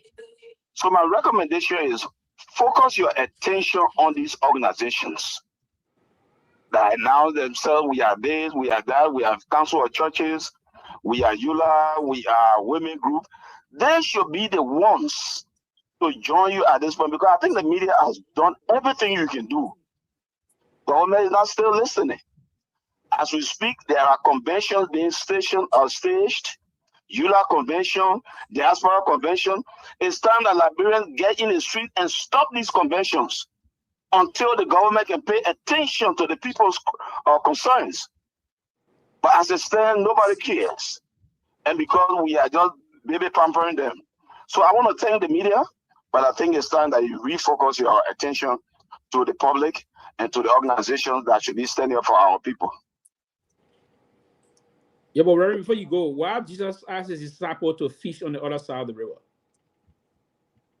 Well, because they fish all night and they use their own intuition, think they go catch fish, and Jesus, being a wise man, he directed them. He said, look, you have not caught anything here. So we have been using the media, we have been using all the platforms. Okay. And I think the government is not shaking. They play, and each day we are waiting. Oh, what do we do today? What do we do tomorrow? It's time. They should be wondering, what have we been doing? What will the public be doing tomorrow? Will the public be turning in Washington tomorrow to demonstrate? Will the public be turning in New York to demonstrate? The people should put them on the edge of their seats because they've been relaxing. Okay, fair enough. Fair enough. I thought that. Yeah, I will take a time and appear and defend my statement well. I will take a time. Absolutely, Reverend. I think the statement is actually in place because this run back to say folks should be very innovative and think outside the box. You can't do one thing over and again. I think that's what Jesus meant, and I found that very and I like that example you gave. That illustration is very much to the point that Jesus told them, and yeah. They were just complaining. I was sick on the boat. Jesus said, but then come on, what can you try the other side? So God, you gotta be innovative and. But the Reverend is very deep in that his message. Yeah, so that message goes beyond. Yes, it's a very strong message right there. Yeah, it is. I get what he's saying. That's a strong message. Yeah, right go there. Try the other side. You can't be doing one thing or yeah. I tell you, and they don't even care. Sometimes I ask myself before I go, I say, what if this was the lifetime of Bala and Bacchus Matthews and all these gentlemen? What would they have been doing by this time? Would they have been waiting to hear what the government doing, or the government will be waiting to hear what they're planning? This is our country. If we don't take action, these guys will continue to play. I don't care who's in charge. The citizens have the power. If I hold you a little bit, and I like what you just said just now. I have been people that Bala, the back of Mafia and others. They will be in the strategy room now, strategizing how to put pressure on government. But that statement, Reverend, do you think we are the government by any chance have muscled the press in terms of buying most of the media or even advocates? Do you think that's the case, even by giving them job or the one I want the news co-opting them? You think most of those people have been co-opted by the government? This is what is puzzling me. I don't know why carry the voice of the Council of Churches, the Muslim Congress, all of the movements. I don't know where their voices went. Look here. I by myself, I didn't see you last permission. I was saying the pictures. I held meeting with my congressman. All the things they announced in Liberia, the congressman told me that you were involved. I had the pictures. I held meeting. I delivered a petition. I'm not resting, but the fact is, this is not an individual fight. This is a fight that we have to collaborate and work together. Especially the message go to my police that are held in Judah. There's no time for us to hold convention at this time. When Guinea is at our border, drug cartel taking over Liberia, then we're planning something, how you call it, convention somewhere. For me, it's nonsense. This is time the movement should be organized to say, look, if the president comes to DC by September without solving this problem, he will meet Liberians there with the placards. That will send a resounding message to him that, look, spirits are serious. All these things, somebody want to resign, say, I give you for here. I'm here to check people time. I'm here to hear what is happening to the drug problem and how it's been solved. But this is just the beginning of my appearance on this issue. Like I told you, I'm going to make a time. I'm going to appear because, look, to initiate a move, it does not require everyone. It requires a leader that will conscientize the people and they will follow. I think Liberians have to mobilize, take action that will go to the core of our people, and they will hear the message and they will take action. The president has a solution. We'll encourage you to probably join us hopefully tomorrow, Reverend. So you can. We don't want to eat most of your time out, but we'll let you come and join us. But before you go quickly, he really. Before you go quickly, yeah, in just a minute. One would say EULA is the mother organization of Liberians in Americas, and what is EULA doing? And before that, let me put this for you quickly. What is the unfolding development in EULA? Is everything okay in EULA? As far as I'm concerned, things are okay. But the question you ask is this. EULA is structured in a way that the executive president is the mouthpiece of EULA. Mm-hmm. And I can shield him. You have all authority to call him by name and invite him on your show to speak on this issue. So by you giving him a chance to pass, I think you're doing him a favor as well. Because he's the leader of the diaspora Liberians. You think he's effective? You think he's effective? Do you think the current president is effective as president of EULA? Well, I cannot. I refuse to answer that question here now. But people, the man come in and shoot tomorrow. What for the man? No. I just want to tease him before he go, please. Somebody, hold on. Yeah. Do you think the current president is effective? The current EULA president is effective? Lane kind of shoot tomorrow. Now we'll he's going to condemn his colleague. He's not. No, he can answer that question, but I don't yes or someone. But Reverend, I want to take the Reverend back to something he said. They make a Liberia Council of Churches.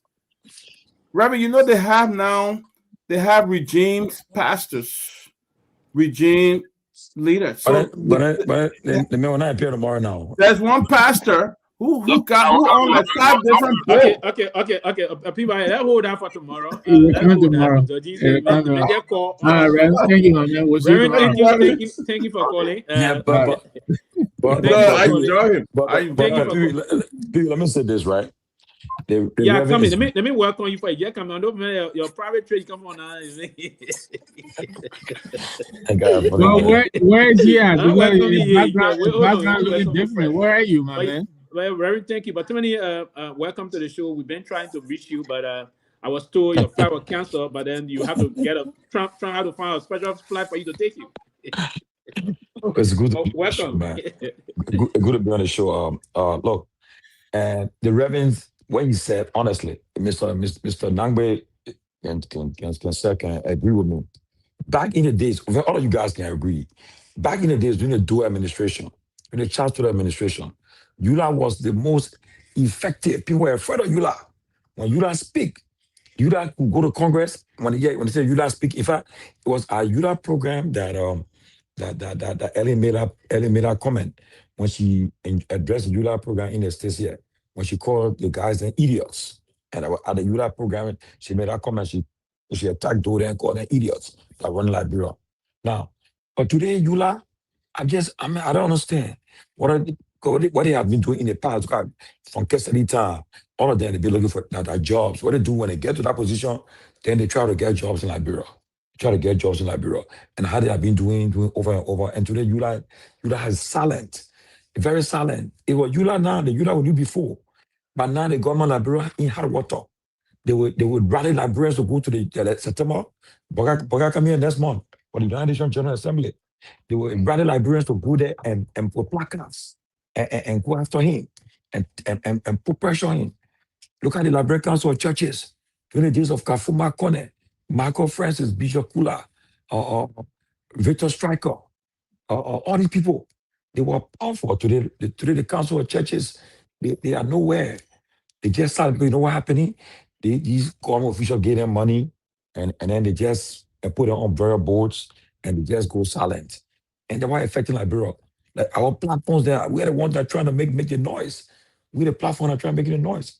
People pray to come and hear us talking. That's what we say. The platform is not for government, not for opposition.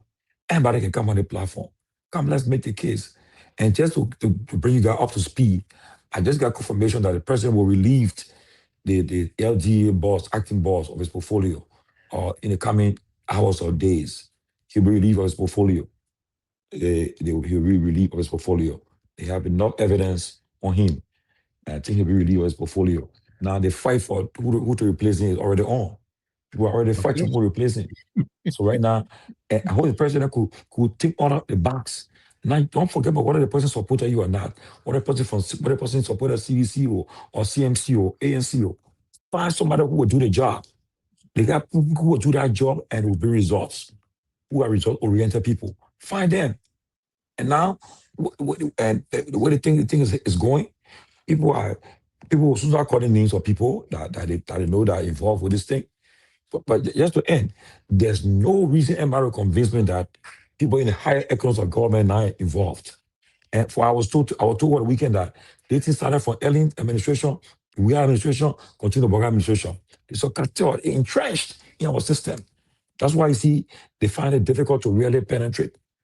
Okay, what they're doing, they're giving leaks to Martin Colley, to Stanton, and the other people that you see that are breaking, they're giving leaks to them, leaks to them. As you arrest one cartel member, they say, oh, for true, they get, let's say Peabody is a big guy in the cartel, and he know I know what he up to. He arrest me, Peabody not talking for me, then I get leaked to one of the people. Say, because some people I don't want, you want free me, or you won't get me in the trouble, then I get leaked. That's what happened right now. What happened right now? So all the things they're doing leaking out, and what they're doing, until they can do it, we're in trouble. And if Boga is not careful, this drug will define his legacy. His remaining 3 years will be defined by the drug crisis. If he's not careful, if he don't put a stop on his game, it will be defined by the drug crisis. So I just pray that they take it serious. We had a joint security meeting today, and I hope the result from that meeting will come up positive for the interest of the country. It's not about CDC, UP business now. It's about the country now. If we cannot step out our game, we're in trouble. So Nagbe, Peabody, we should be putting our fire on everybody. The ULA, the Liberian Council of Churches, the government of Liberia, we'll put the fire on them now. How we need to do. Chief, thanks for bringing that news. Quickly, before Sylvester and Dr. P, because I'll forget. I just want to remind us, this time the president should take his time, because I think this will be his 5th appointment to this LDE since he came in. From the Seleke Kromah time to Christopher Peters' time to the Guifokpa and that whole group, Anthony Sewell, and now this Biago guy. So that would be like his 5th appointment. He should take his own time and get it right. He shouldn't be in a rush. But thanks for breaking the news. I will come back on it again, but let me pass it back to my colleagues here that are coming. Yeah, thank you. I think that's a strong point, Mr. Nagbe, you just made. I think they need to take the time and vet the right person for this job. Yeah. I don't think the vetting, they only come in and people bring in name and he's just taking it. Oh, I know the other person, he'll be very good at it. It's a try and error thing that we're seeing here. So I think it'll be important for them to really vet and know that this position, whoever gets it, it will be a merited position. It's not just something that anybody just coming and jumping in and say he want to be part of you just bringing him. I think it's true. Take your time, vet the right person. Even if you don't have them, there are a lot of Liberians also who are trained in that area. You can also hire them as well. Absolutely. Good evening, everyone. Good evening. Yeah, good evening. We just hold on a little bit. Good evening. Thank you for coming. We will do the needful by officially welcome you and introducing you to the show. But a wonderful good evening to you also. But quickly to many point and that of Dr. Peabody and Mr. Nagbe, that is actually the point in terms of what that's the news coming up, and it's going to be very difficult to vindicate this guy. So the Attorney General is going to report to the president. That's one thing the president's got to do. There's no suspension going to come in. You either dismiss him or you vindicate him, right? So I think he's going to go. The point quickly, therefore, we got a lot of very good agents deployed in the country. Those that we have resourceful and very committed agents that are trained, security folks that are in the country that can get their job done. Not because he's from Lofa, but I think Steve Amadou Zago, he was trained by the FBI also. He could be one of those. The former immigration boss that were removed, he could be one of those. He worked with the United Nations. He record when the CID, from the CID deal with the Liberia National Police. He moved to Mail for almost 10 years, worked with the United Nations, came back and and then trained by the FBI and the rest of that. He's one of those well respected. He came here and is very well respected. And I think if you're looking at it from the perspective of people not putting some political game in the presidency, he could be one of those persons that can come and fill the gap and can perform a very wonderful. He's a very tough investigator, and that the UN actually honor at the time. So I mean, quickly to that. But let me take this time to welcome. I just seen on the show Madam Yesa and Lavla. Madam Lavla, I think it's your debut. I don't know if this is your debut on the show, but we want to welcome you to the closing argument. Dr. Peabody, before I came on the show today, Dr. Peabody had called me and said, okay, we're going to be having a new member to join us as a panelist on this show to fill some of the female gap and the rest of that. So let me say to you a very wonderful welcome to you, and this is the closing argument. Sylvester, thank you so much for the warm welcome, and let me apologize for coming on late. We had some technical issues. We're trying to figure out how I could get on, but let me say thanks to the entire team for inviting me. Reverend Peabody, thank you so much for reaching out. Thank you for the opportunity. I appreciate the opportunity you've given me to add my own voice to this platform, hoping we can come with our own diverse perspective on all of the different issues that we'll be discussing. But it's a pleasure being here, and I look forward to contributing positively to all the discussions we'll be having on this platform. Thank you. Okay, thank you. And everyone spoke basically on this drug situation. That was the main topic today. We just want to get your say on this, then before we can move across again to probably we'll stay keep on this one. The president today, the president instructed the Minister of Justice, who happened to be the Attorney General, to report to his office in 48 hours concerning a report that is linked to the officer in charge of the DEA, linking him to a pickup that is supposed to be owned by one of those individuals already arrested and linked to the $317 million situation. We are told that the President and Security Council met today, and the Minister of Justice already may have advised the President. What would be your recommendation to the President if this guy is by any chance linked to the vehicle is linked to this guy that is already arrested? Thank you very much. I know I'm just joining the conversation and I've not been following, but I would just give my opinion about the whole thing. And I would, first of all, start by saying, I think we are heading in the right direction. The fact that we have a president or a government holding public officials accountable, I think that's a good start. However, just dismissing public officials or holding them accountable is not enough. As I said to someone, this whole drug thing, we might go back as far back as probably 2-3 regime, because this is not just a Bwaka regime situation we're looking at. This is something that has been planted in past regimes. Thankfully, this regime, we are hearing about drug busts. We are hearing about all the different stuff going on around drug, because we decided as a people that enough is enough. But these things have happened in the past, right? And some of these people that we have now being brought to light, these are people that work in the past regime. They work in positions. And I think the cartels have been so comfortable, so complacent with, working and doing these things in the country without anybody coming to book. But my recommendation to the president, if you ask me, I will say the hairs that need to roll should roll. The people that need to go should go, because this is not a political thing or a one-party thing. This is a Liberian thing. This is not about Unity Party or the CDC or ANC. This is about Liberia, the future of our young people that are being destroyed. So whoever needs to go, I would say let them go and let justice take its course. That would be my recommendation for a start. Mr. Nagbe, so now that we getting some report that the president is nearing taking some decision here moving forward, and this should we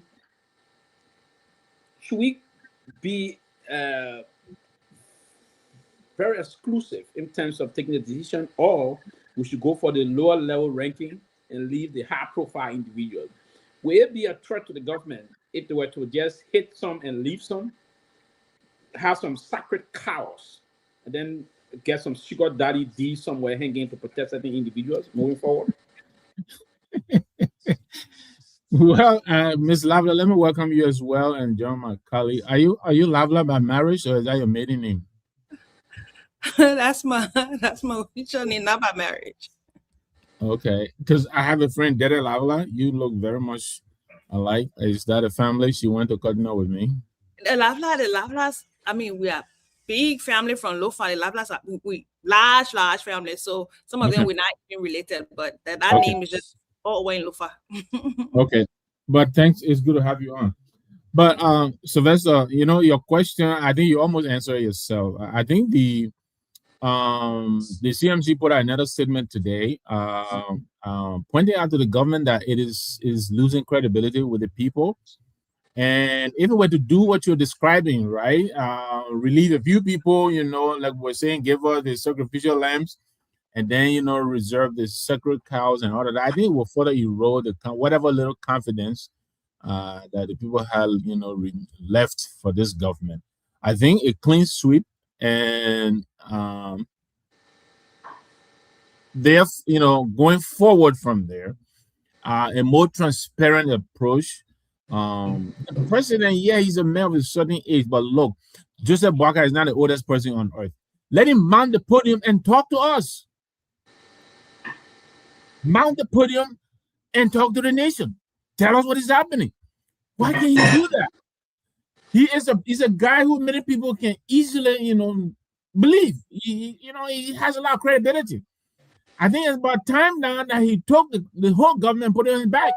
He needs to come and tell us what he's doing. And I hope after the security meeting, he will address the nation. I think the matter is of such magnitude now that he needs to address the nation. Tell us what you're doing.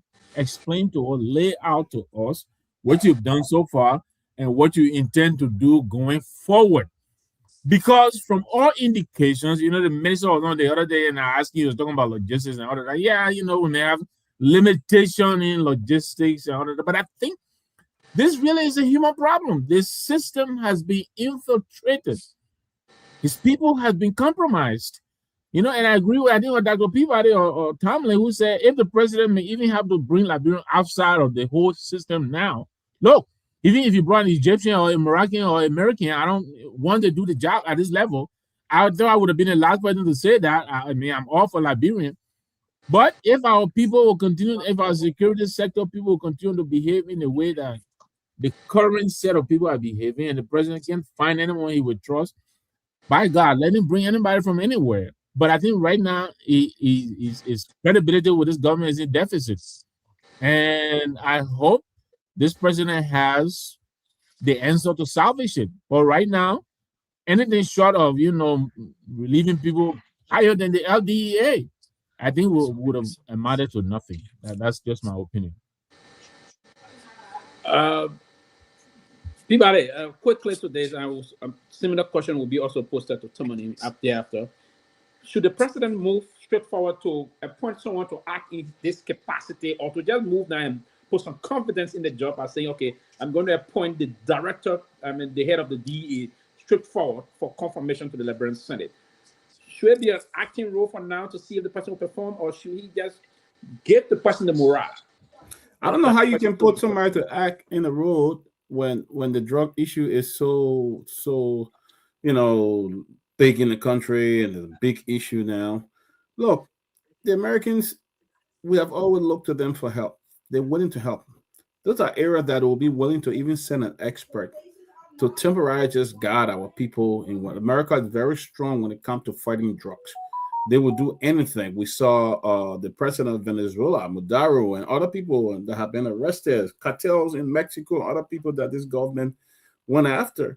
So the best thing to do, reach out to them. They are your partners. Liberia is one of the few countries in West Africa that was selected for folks to go there and receive visa. They didn't close our consulate section, all of that. So they are willing to help. When we had this fire in Liberia, we had experts coming from Minnesota offering the services within minutes and stuff like that.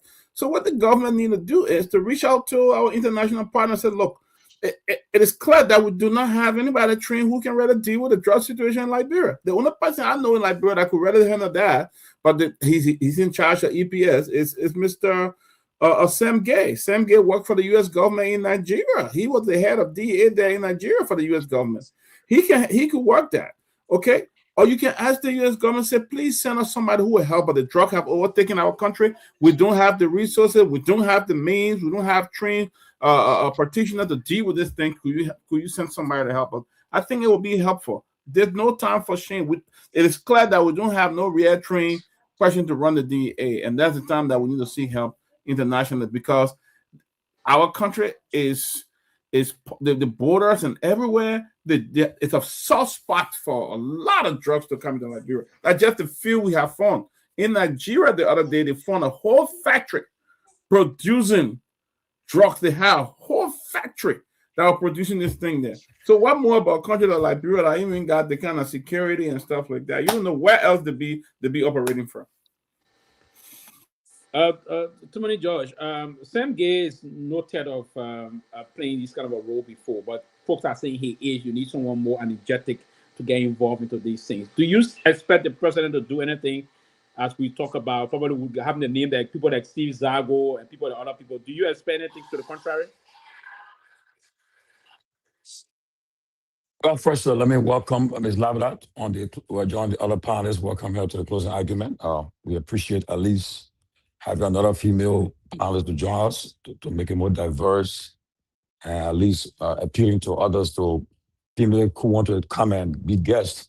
Most of the time, I remember one time we invited the former president, and her chief of staff told me that your panelists, man, on your group there, the former presidents, you believe in gender equality. So I said, well, we'll reach that point. Hopefully we'll reach that point soon.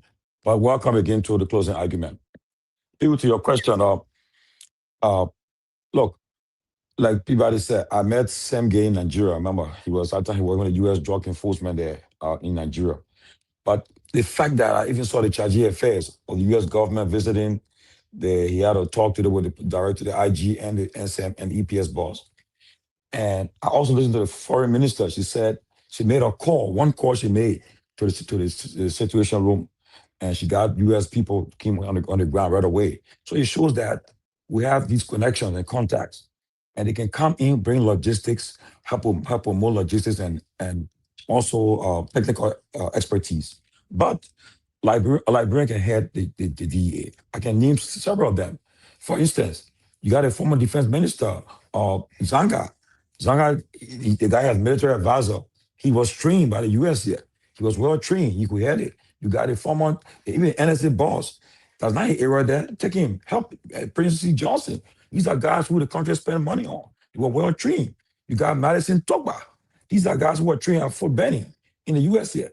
You got people that can head that DEA and bring it up to date, up to speed. So they work with the U.S. counterpart, the technical aspect of it, and we can get some results.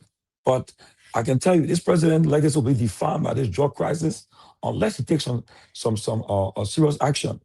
Okay, we can't keep on appointing OIC. No, he can appoint. Any of these guys are named. Trust me, these are guys who are trained, militarily trained, and they can come in and uproot with the U.S. Technical arm behind them with some logistical support. I can tell you, we can get to the bottom of it. Like for instance, okay, the president's son, his name has been coming up, okay? And he issued a statement. When I reached out to him, he told me his statement was sufficient. I said, no, it's not sufficient. You got to come and say so, and you created more questions than answers. The next other few days, I went back to contact him. They told me, say, this WhatsApp contact is no more, he's no more on WhatsApp. Perhaps he either he blocked, I don't know he blocked me, but maybe he changed his number or he got off WhatsApp, okay? And these are things that people are concerned about. But if we want to fight this drug crisis, we got to do it with seriousness. Forget about the partisan politics. Right now, the CDC, UP always doing back and forth. That's not what we're here for. We're here for serious business. Put somebody in charge. Let the person go to where the chips lead you should go there and bring some results. Okay?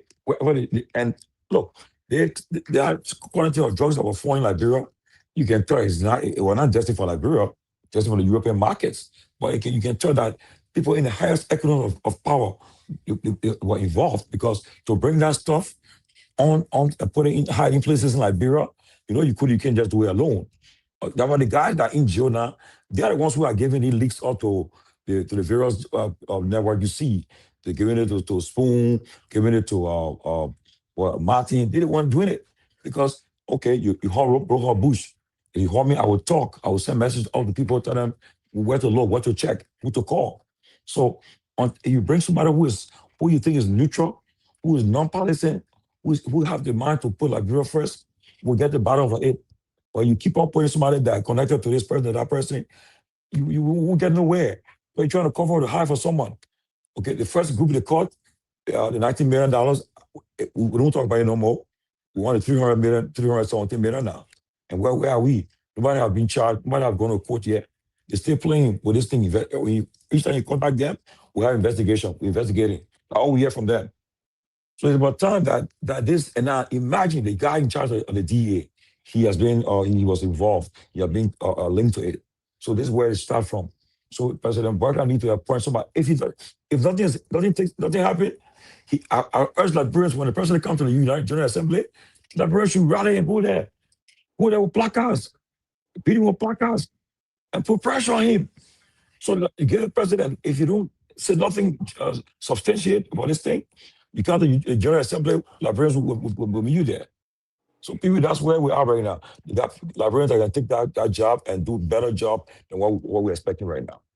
Absolutely. And so basically, and I agree with you, Tomalin. I'm going to agree with every panelist here tonight on this situation. And part of the reason we need someone that got the wherewithal to perform the task. And the reason why, first and foremost, because when the president appointed Biago served at the level of the Liberia National Police, he reported all the time to, the information we gather is that the police chief plays significant role in showing that Biago went as officer in charge. And then, and some of the reports we received is that of late, at the level of the executive mansion, there are other folks that he said that they didn't have the trust for him to be appointed. That's really the reason. He was appointed since August of last year, the 28th thereabout, and this August should be making the 28th 1 year ever since our officer in charge. Not even acting, but officer in charge, if you will. I don't know. But then, and the reason why I was saying here that Zago, because Zago record first and foremost with the Liberian National Police. He bring his record back to the United Nations. He's coming for all his training here in the US and other area. I think he's a very tough guy. And secondly, he will read between the lines. He's an attorney at law also. A very, very tough guy. He will be tough. Now, he was senator before, so he played the diplomacy, right? He was senator of Lofa County, all of things. The Lofa connection. It's not Lofa connection. Now people want to think. And it's unfortunate that I'm from Lofa and he's from Lofa. But I'm looking at the prospect who is tough. And who cannot be Zago is good. You think if Zago one of those persons that was not, I think he's tough, he will play by the laws. Well, I know Zago very well. Manipulated easily. So that's from my perspective. Yeah. We wait to see what's going to happen, because the president should move to a point immediately after this. I don't think he should bring again another OIC. He should just move to a point. If it's not Zago, it should be any competent Liberian. You can bring them back to ensure that, because if the DA is vulnerable, and as someone was saying to me, the DA is a very tough area. You need to, and that person that will be appointed will have to carry at least one or two protégés that you can use to have trust in. That they would you have to deploy people to. Other than that, you're going to be heading the place, and people be doing nonsense behind you. But yes, sir, let me come back to you on this one. This drug situation been penetrating, and as you rightly stated, it started from back in the days from other government, even the Seleke government, the WEA government, and now this government is also wrestling with the whole thing.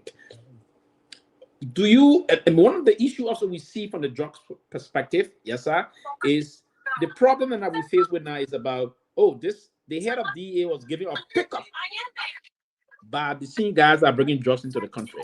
the lack of support. So is it time that the government put a lot of resources? The person that will be appointed, should we now equip the area and give all of the resources required to fight drugs? So it's like you just launched me into my next point I was about to make. Because I listen to everybody and people saying, oh, we need someone tough. We don't need an OIC. We need direct leadership and what have you. If you like, you can even take someone from one of the toughest governments in the world and carry them to Liberia to head the DEA. If we as a people, we as a country do not invest in the infrastructures, in the skills and trainings that our people need to do these jobs, it's a waste of time. I can tell you for a fact. We are not lacking expertise in Liberia. No, if you ask me, that is not our problem. We do have people that are skilled. We do have people with the experience, people that are educated. One of the things I think that we are really lacking in the country is the fact that we do not invest in training our people. We do not invest in infrastructure. I'll give you an example. I was just saying to somebody, I say, the way the world is going now, you see countries, government investing in their security, in their health sector, because the next war we might have will not be it might be biological weapons, biological warfare. It might be security warfare, right? And we're seeing it. Our borders, don't get me wrong. I'm a big fan of like this government. Let me just make this clear today while we go along. I know the problems are there. We do have the problems, but I think we're making progress. But there are still some things that we need to work on as a government. You can take anybody that got PhD or multiple PhDs in managing drugs and stuff and take them to Liberia. If we do not invest in the skills, the infrastructure, if we do not try to make their salary, attractive, that's one of the things. You take someone put in a very sensitive position. Fighting drugs is nothing small. I can tell you for a fact. The cartels, they are very, very much corny. They know how to strategize because they know what's in it for them. If it costs them to spend whatever they can spend to clear the way, they will do it. So that means putting someone in that position means you also need to make sure they are not somebody that can easily be, cajole, I would say that way. So there are lots of things that we need to put in place. We can get the best person, the toughest person, as you said. You were talking about somebody, Mr. Zako, who is tough. He said, but if you put Mr. Zako there and you still don't invest in the things that you need to invest in, it's still going to be a waste of time. And I'm going to say this today again. And to all of us here, I want us to think about this. This fight that Joseph Boakai have started, Joseph Boakai government have started. This is not anytime soon. The fight to actually bring to book all the cartels or people involved. This is not today's fight. It's not anytime soon. This is something that will go deeper. We'll have to dig deeper because we're just looking at the surface right now. This thing is deeper than we even think. As we go along, we'll figure out some really tough, some really big names will start to come up. Some companies, institutions will start to come out. So this is not just today's fight. This fight will go a long way. And it's about time, like you all said. I really, really appreciate the fact that the foreign minister reached out to the U.S. government, our partners, to come on board and help with this thing. But it's also our responsibility as Liberians to come on board and don't say, oh, that United Party drug team or that CDC drug team or that it's about all of us. Today or tomorrow, when things start to go soft and our country start to be in a red flag or our country be out there with a bad record, if for example, if there's sanction put on Liberia, all of us will feel it. It would not be JB alone or United Party government alone. So it's about all of us. But like I said again, we must invest in the proper training, the proper infrastructure, and everything that will really make our leaders, when we put them in these positions, to perform the way they're supposed to perform. I'll stop there. Good. Thank you. I mean, I think you came down with some very critical points here that we ought to understand. This is a very not small feat. that is unfolding currently, to even see the head of the DEA now on the verge of either being dismissed or somehow, I mean, it's a very bigger fight that we should. It's going to go beyond this, and I mean, and that's from the perspective some of the folks are not even coming. At least this president is brave to take this debate this way, and other leaders didn't do that. That is part of the debate, and it warrants some level of commendation, but it will also intensify our call that you go more deeper into this issue of unraveling who was actually behind this. It's not going to end soon. It's true, because cartel folks are people that are going to. We'll be shocked to get some big businesses. It first started with Necrop owner, head to of the DEA. There will be some very powerful institutions. Maybe it will be difficult, but we're going to get there. But Raul, welcome to the show. We've been discussing some critical things related towards the current DEA head, and the president of the Republic of Liberia. It seems to be biting with his teeth and proving to not be a toothless bulldog. The justice minister has instructed the minister should have reported to him to added tomorrow morning, but the minister reported today the facts, and we've been told that the president will be acting soon. But he commissioned a national security meeting, and I don't know if the meeting ended or not. We stay with the outcome of that meeting. Just want to hear what you have to say. Yeah, great show, guys. Great show. It's great to be on. Great to see everyone. Hope you had a great weekend. What's her name? Yasa? Great. Yes. Yasa. Great to see you. Thanks for coming on. Thank you. But Pewee, I mean, it is great. We don't want a toothless bulldog. We don't want any toothless leader. Yeah, but we've been having most of them as leader. They're been doing nothing. Yeah, he's been proving to do something. To be honest. Yeah. But the thing about it is, what is he doing though? You see, I hear a lot of instructions on investigation. I hear a lot of there's some sort of interrogation going on, but what we need to hear, and listen, and this is not to say that's not action, but I think in an investigation, a dismissal or suspension, I don't think those are strong messages. I've yet to see, maybe it might happen. We'll see what happens. Rob, can I hold you here and say, I think you should allow him they agree. Yes, let's hear what he's saying. I think you should allow him. No, that's the best. I will allow him to continue. I will allow him. As soon as he said, I just want he to use that premise to continue. Dismissal, he says, it's not a strong message. Like, agree that if the president want to dismiss the DA head as a allegedly linked, that's not a message. Yeah, if the president, here's the thing. I think it's the bare minimum. You would expect that the president of the Republic of Liberia, or any leader for that matter, to immediately dismiss any employee that violated company policy. That's the least. From a government perspective, you would expect that would happen. But then what happens next? What happens next? I have yet to see this president not only quickly and swiftly make dismissal or suspension. There have been cases where dismissal should have happened and then suspension happened pending an investigation. But we still have not seen any persecution of any of this. And again, maybe these things will happen as we go. But for me, a president that is in control of this matter would be one that is aggressive enough when it comes to zero tolerance for, let's say, corruption, and zero tolerance for the importation of drugs in the country. I would also like to ask Sylvester, let's not make no mistake here. And I like when Yasa said, this is all about all of us.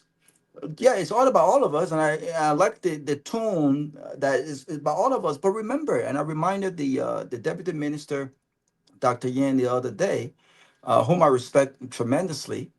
This was not the tone that we heard when Unity Party was in opposition. the response, some of the responses that I've got from the opposition, I don't agree with all of them. But when I hear Unity Party partisans, and not all of them, by the way, there are some very logical reasoning partisans who, would not politicize everything. But the main propagandas of the Unity Party machine, we saw what they did to CDC. When the $100 million drug bust happened, I'm not sure if you can remember, Yasa, there was this narrative that George Weah brought drugs to Liberia with not a single evidence to back that up. There was this narrative that, well, these are George Weah's officials. He appointed them. These are his guards. These are not foreigners. These are his people that he entrusted to fight drugs. Back then, government officials were not accused. Maybe they didn't. Some can argue, well, maybe because they didn't do a thorough investigation into the matter. But you still had the likes of Martin Akula, or whatever you say his last name. You still had them. They were doing massive internal personal investigation of their own. We didn't see this level of top government officials, especially people entrusted to fight, to combat the same drug. Let me jump you real quick before I don't want to lose my thoughts. I know you will go on, but you said something. I want to ask you a question. So, in your mind, or if you like, do you think this whole drug thing, right? The current stuff that we're talking about, I don't know how all the different millions we're talking about. Do you think this whole thing started just with the Joseph Boakai regime? I don't know where it started. The question, I'll push that question back to you. Okay, no, let me follow up. Let me do a follow up. Okay. I get it if you say you don't know or you don't think, but I would say to you, this whole drug thing is not a Joseph Boakai thing. It's not a CDC thing. It's not just one government thing. It's not just now. The cartels have been complacent because they've been doing these things and nobody have brought them to book. Every time we hear about it, you know how long our children in past regimes were taking this thing. We have people operating. We have people operating officially in calm. That's the reason you see all these people that have been brought to book. They were comfortable because this is not just Joseph Boakai. I would say to you might call him a toothless bulldog, or you think he's not very aggressive, but I think he's making very great progress when it comes to combating this thing. We might not see the level of aggressiveness. Ms. Lava, can you give us some stats, please, on that? But before she gets started, let me finish my thought. Let's do this with Rawa. When you conclude, then you start.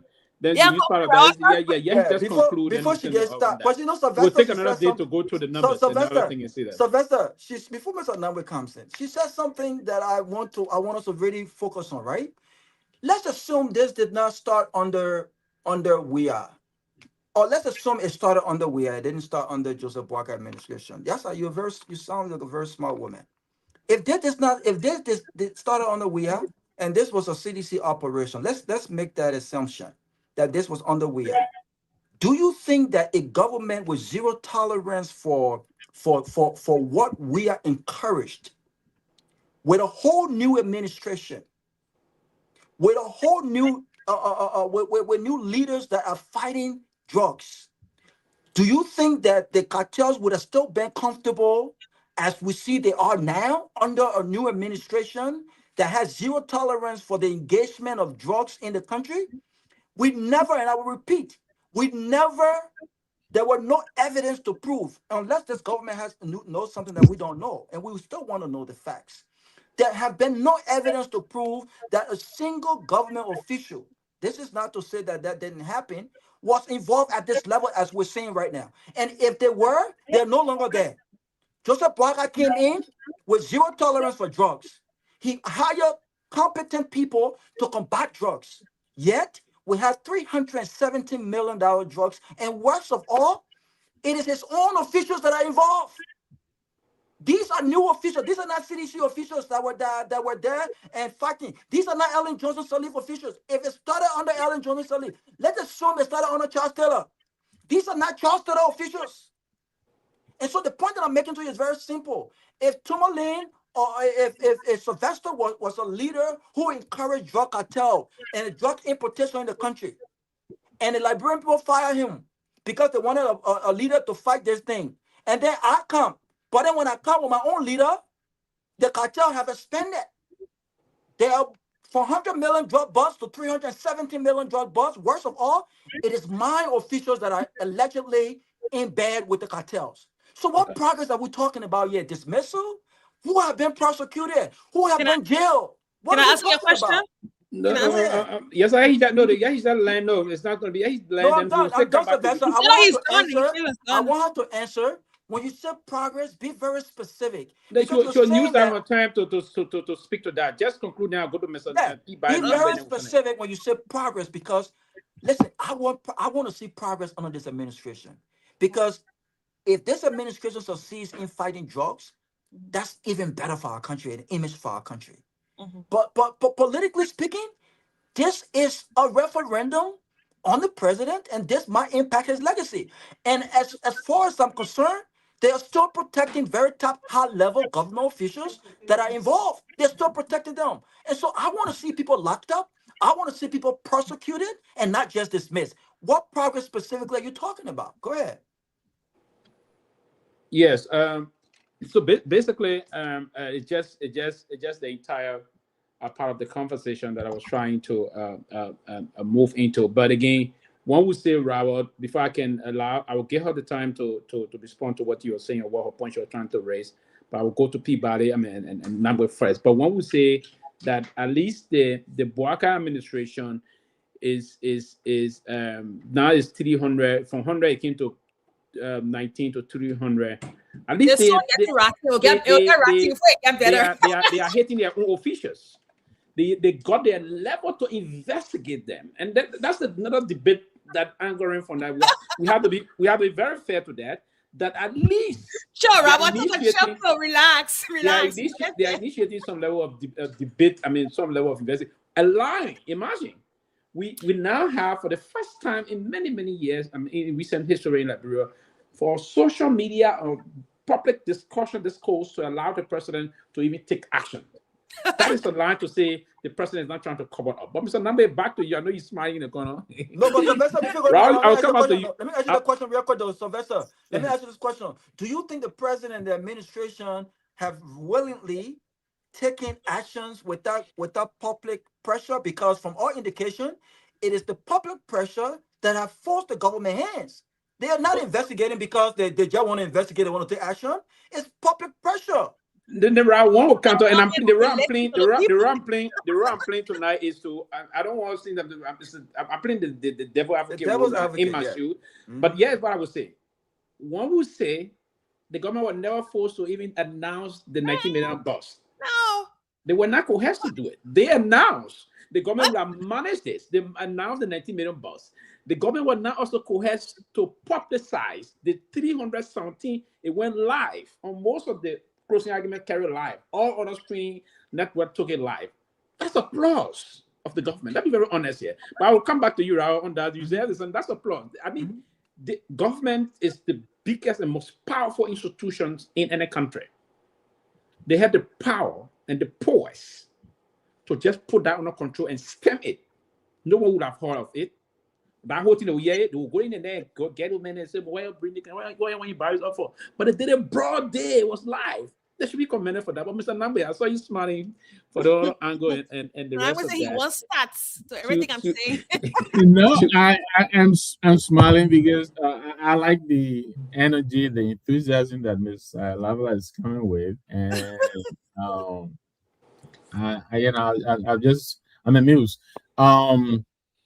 She said this government is doing, much better. I think that was the term. Better is we're making progress. Making progress, okay. Yeah, they're making progress backwards. If that is to be called progress, Sylvester just gave you the numbers, right? During the former government time, I think we had three. During the immediate past government, I think there was 520 kilograms. What do we have now? 3,000.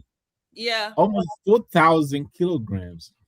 So to me, that number alone suggests that the problems actually increasing. So we went from 100 million, 40 million, 100 million in the previous government. Now we're talking, again 300 and almost 20 That million. is progress. If you don't know language, that is progress. Oh, I'll tell you why it's progress. Well, you would say, let me just. Yes, just hold on. He conclude and we'll come to you. Yeah. So Peabody the press will come to you, then you will come to anything come here. Well, what you ready, yo? Right. The press, including international press. I hope she read it. I hope she read it because they played on us.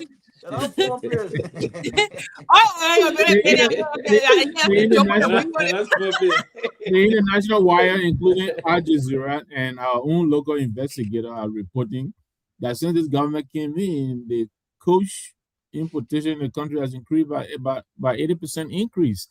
So it's difficult for me to agree to find the progress that has been made here under this government in combating this epidemic that we all know. And as a matter of fact, this is what it campaigned on. This is what it came to help us eradicate. And therein lies, the paradox. And many of us are just really confused because this is one of their campaign issues. So I will give it back to you. I know you're eager to tell us how, the level of progress that is being made by your definition. Yeah, but before we come to Yasa, we have to go back to Dr. Peabody. Then we just go around to that. Yeah. And I like to wait, Yasa, let everybody talk. Peabody put that to Mr. Nagbe point. There's this report that's coming up. Sometime in the morning, I'll take this time to read the different news that are coming out of the country. There are certain folks that are analyzing from this perspective that the government, to Mr. Nagbe point, the kush situation, right? We start seeing significant reduction of kush now in the country as it's being reported, kush going down. And now the cartel took over from the issue of now, they say, okay, send the government, because the government went after Quita. I know we all remember the name Quita. She says well. They went after Quita for this. They went after a lot of the local put out distributing kush oil across. They came very hard on people, got down on people. So the kush started to reduce, actually. We're seeing that effect across the society. Now, the whole cartel thing are being operating, just bust up from the June 4th, the first attempt of June 4th, eventually June 8th, they busted them out, and then they came to the 19, then the 319 something up. But is that a plus to the government for also telling, because they went after Quita, they were announced, they took her to jail. They went after Bucky Raw, a local musician. Also, there were some other issues. So they've been very aggressive in even not only going after them, but publishing them. So the government be commended for some of these things also. The fact is... did I get it name right? Is it Bucky Raw? I didn't call it wrong name. Yeah, Bucky Raw. Raw. Okay. Go ahead. Yeah, the fact is, the government have not done much. Let's be realistic. The government have not done much because what we're seeing here, Sylvester, the government is investigating themselves. You got higher up. You got higher people, children that were named in that sense. How can you be robust in your investigation when you're investigating yourself, when you're higher up? The president's mouth is full, like the Liberian people would say. His mouth full. How can he deal with his own people? So it's almost impossible to get a transparent investigation in this case because, one, the president's son was named. I'm not saying he was involved, he knew about it, but something led him to give a big press conference the other day. Something made him to do it. I didn't know he was even promoting football, negotiating on behalf of football in other countries. The vice president was named. I'm not saying he's involved, but he was named. So, Mr. Cummings said here the other day, everybody around you is eating. Everybody ate some of the soup. You're the only person that ain't eat some of the soup. Okay? Only the police director ain't eat some of the soup, but most of his top boys, and all of them were in the round corner eating the soup and things like that. So I don't think the government have done well in terms of investigating this case. I think we need a private investigator the government have always been robust in engaging the international community when things like this happen. They are very slow in moving forward to grab these people to ask the international community for help. I heard they got a Moroccan team in Liberia. I don't know much about the Moroccan team doing drug investigation, Moroccan security and stuff in that country. I see it as a slap in the face. First of all, don't go to our conference in Senegal. Yeah, you know. Go ahead.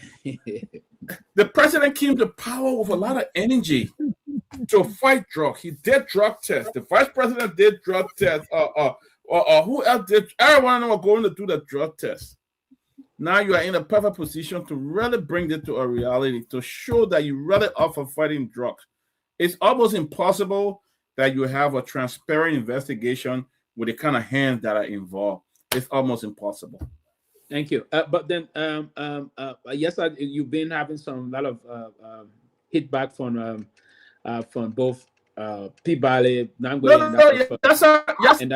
I like her view, and that's what makes the platform diverse. I like her view. And don't read a comment, please, because you'll be disappointed. Oh no, trust me, I ain't got time for comment. Trust me. I'm bringing this back to you quickly, and there's some of the panelists said some things that are very also critical and important here, and ranging from the issue of the way your uncle is handling the presidency, in terms of it's been reported that his uncle. Everybody have a little bit. I didn't get a connection. You said that knees here. No, but everybody, no. Listen. From Lofa perspective, our uncle there. Yeah, our uncle there. So that's why the reason why I said that. Our uncle that was in the way. I know I was going loud. The way you turn the camera off. Yeah. And secondly, Yesa is inclined to supporting some of the activity of this government beyond that for her debate here, right? So this is why I'm putting it this way. But there's this report, Yesa, on the basis of the president handling of this whole thing. Certain group. Some people, there was a purported video, and I emphasize the word purported video linking the president's son to this. It is not yet verified independently, but the president's son came with a statement, releasing a statement disassociating himself with these folks and the rest of that. And the last time the Minister of Justice, without appropriate kind of a way of investigating, totally exonerated the police director from this thing, right? After 3 of his major lieutenants were involved into getting 10,000 out from someone that was trying to come and bribe them over. So, are there concerns? Are these concerns genuine to the extent that the president is not playing the game the way he's doing it with others? But they said that you have to. The coal is right in your own eyes. Get the coal off your eyes first before going to hit other people. What's the response to what people are saying about that? So I know that lots of things been said here, and I want to take my time to address them because I don't want to miss out on anything. But I will first address Robert before I go to Nagbe. Robert said something about progress. He said, that's how you said there's progress. We're making progress. Where's the progress? I don't see the progress. So let me start by saying when this president came to power, this president declared war on illicit drug use. And I just want to bring something to our attention. I know right now it's about, we got the cartels around and there's government officials involved. But the fight against drug use in Liberia is not just one way. We are taking a holistic approach. And I would say to you, the way the holistic approach is working, when this government came together, they didn't just, we're fighting the users, the importers. We're fighting it at all angles. One, we currently have rehabilitation centers for our young people who are using. And if you can bear me witness, we've had success stories about for our brothers and sisters that we call Zogo, our users. Some of them have gone to these rehabilitation centers. They are clean. They've been clean for years, for months after they started. And they're not just getting clean. They are acquiring skills as they go to these centers. They are clean. They're giving them skills. That's one part of it. Another part of it is the fact that the Ministry of Health, now the Mental Health Department, they are actually trying to get some psychotic drugs into the country, drugs that can treat mental health issues and substance use disorders. So I want us to look at all these things from this point. The main point that we're talking about, the big one we're talking about, Joseph Boakai officials, don't forget, most of these officials we currently have, they are circulated officials. When I say circulated officials, what am I talking about? Some of them work during the CDC time. Some of them, some of them are loyalists to the CDC. That some of them, they came from CDC, they still work in this regime. Not just CDC, even United Party. The first Ellen Johnson to leave government. We got people in this government. So are you talking about people like the labor minister that was minister of also in the past? Go ahead. Yeah, help me. Let's start. I'm not gonna be very specific. I'll respond to the rest. Go ahead. Yeah. So don't forget that most of these officials we have currently working, they are circulated officials. To the extent I know some of the United Partisans were saying, why the president left all these people in the government? You know, we should have our own people in the government. But this president came on the ticket that this is an all Liberian thing. So we're not going to say because you're a CDC, you can't work in this government anymore. So when you say it's Joseph Boakai's official, I want you to also think about that we have circulated officials from past regimes that work in this government. That's another point I want to make. So, and when I say the whole cartel thing is not just a Joseph Boakai thing, it started before we came to this point. That's what I'm talking from. And Nagbe said, during the CDC time, 500,000 or 500. The number was, pick out the number again for me, Nagbe. Let me. 520 kilograms. 520 kilograms. And the reason why during the CDC time or during past regimes, we didn't see what we're seeing right now, and we don't have like a tangible proof, because nobody was investigating the way this government is diving deeper into these things. The government got the balls to say, listen, no matter who you are, if you are caught, if your hands is caught in the cookies jar and there are evidence to prove it, you will go. During past regimes, I don't remember hearing anything of such. I remember government officials that were doing real nasty things and they were being covered. They were still being kept, even though they had public pressure to do away with some of these officials that were doing all these things. They kept them there. We didn't hear anybody saying, "Oh, we'll dismiss you," on the investigation can go on. Like lots of things happened in past regimes. That public officials the public were calling on the government to dismiss public officials for certain things, and nobody did anything about it. At least this government, as Rabba said, or I don't know whoever said, it's because of public pressure that this government is IT. This government is for the people. So when the people speak, this government should listen, and that is exactly what this government is doing.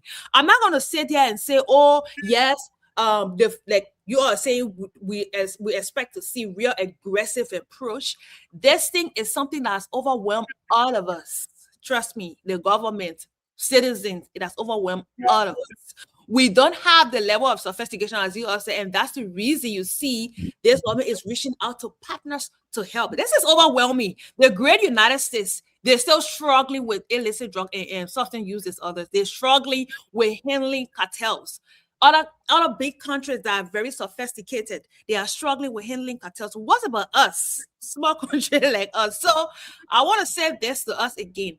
This government is doing well when it comes to what they say they will do fighting drugs, and we are doing it from in a holistic way. We're not just looking at one side to say, oh, the importers, or the retailers. We're looking at it from all angles. The people that are using, we need to have something for them. We need to make sure there's somewhere for them that they can go to get clean. People that are distributing it, we will also deal with them too. And people that are importing, it's even bigger than what we think. So it's a process. We will get there. So that's what I wanted to say. Okay, thank you. And I thought you took time to hit your own point also. And I saw a certain point where you said the great United States is struggling, and that's how far I saw Robert admitting his smile. I thought he was trying to, as about tell what country like Liberia, and it's a serious challenge for this country too.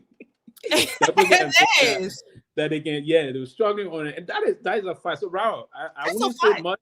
I bring it back to you, and I saw you smiling. I don't know if you're smiling in accordance with that statement. That and the last time you and myself had some argument, I raised the same side of it, that the issue about is the guys are very powerful. if the number one country, the most powerful country on earth, and as she just said, you're gonna respond to that, is struggling with this also, it's a problem also, then how's about a country like Liberia? Is it important that we, as she said, that the Minister of Foreign Affairs is doing, that we encourage partners to come and collaborate with us in collectively engaging this melange that is not only choking the Liberian people, but that is a nightmare for everybody. Does that make sense? Well, listen, it would listen. Yes, I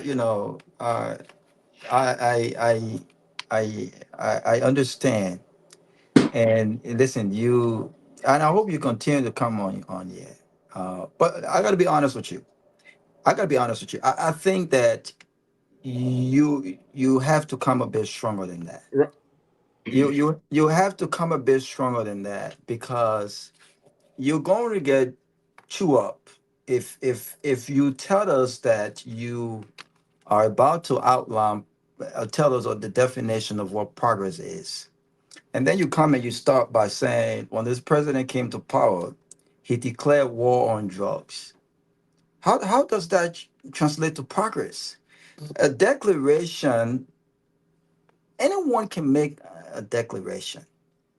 That declaration means absolutely nothing when you have not, the problem is, when you look at Liberia and the kids of Liberia, not just on drugs, we've never had a deficit of leaders that did not know how to articulate either what they would do when given the opportunity, or articulate policy issues and whatnot. What we've had problems with is the implementation of that, what they say they would do. All right. So if a president comes and says, there's zero tolerance of drugs, and he declared war on drugs, and he took drug tests, what followed that? Yasa. Listen, a serious president, and this is what progress will happen, right? For instance, I'll give you an example. If I'm president of Liberia and I declare war on drugs, and I went and I took drug tests, I will release the founding of my test. That's one. The next thing I will do, I will demand that all of my officials follow my lead. They too must take drug tests and release and make public the results of that drug test. Joseph Boaga, as far as I know, was the only one that did drug tests. No. Well, guess what? How many of the officials that did drug tests that made it public? I'll give you the opportunity to name one or two government officials that actually did drug tests and actually made it public. I'll stop and give you the opportunity to name me two of those officials. Joseph Boaga did his drug test. You didn't see it. You didn't see the result. No. Who else did drug tests? I didn't see the result. The Who vice else? president did drug tests. You didn't see it? Okay. The vice president did a drug test, and he's allegedly been named in all allegedly, of these. You don't have proof. You don't have proof. Listen, but most of the it's even alleged that party officials part of the cartel too. So it's alleged. Everyone, but listen, it was based on until a court of competent jurisdiction, yes, sir, were to find any of these guys guilty, it remains alleged. The government, it was based on the allegedly that 106, who was a close confidant of the RG, took money from a lady involved in drug trafficking. Guess what? That lady has come out and spoke out. Now so we have proof. Where is he today? No. But listen, but again, we still have to say allegedly because you and I were not there when she gave the money. The court of competent jurisdiction will evaluate the evidence. Raul, me coming quickly. Sorry.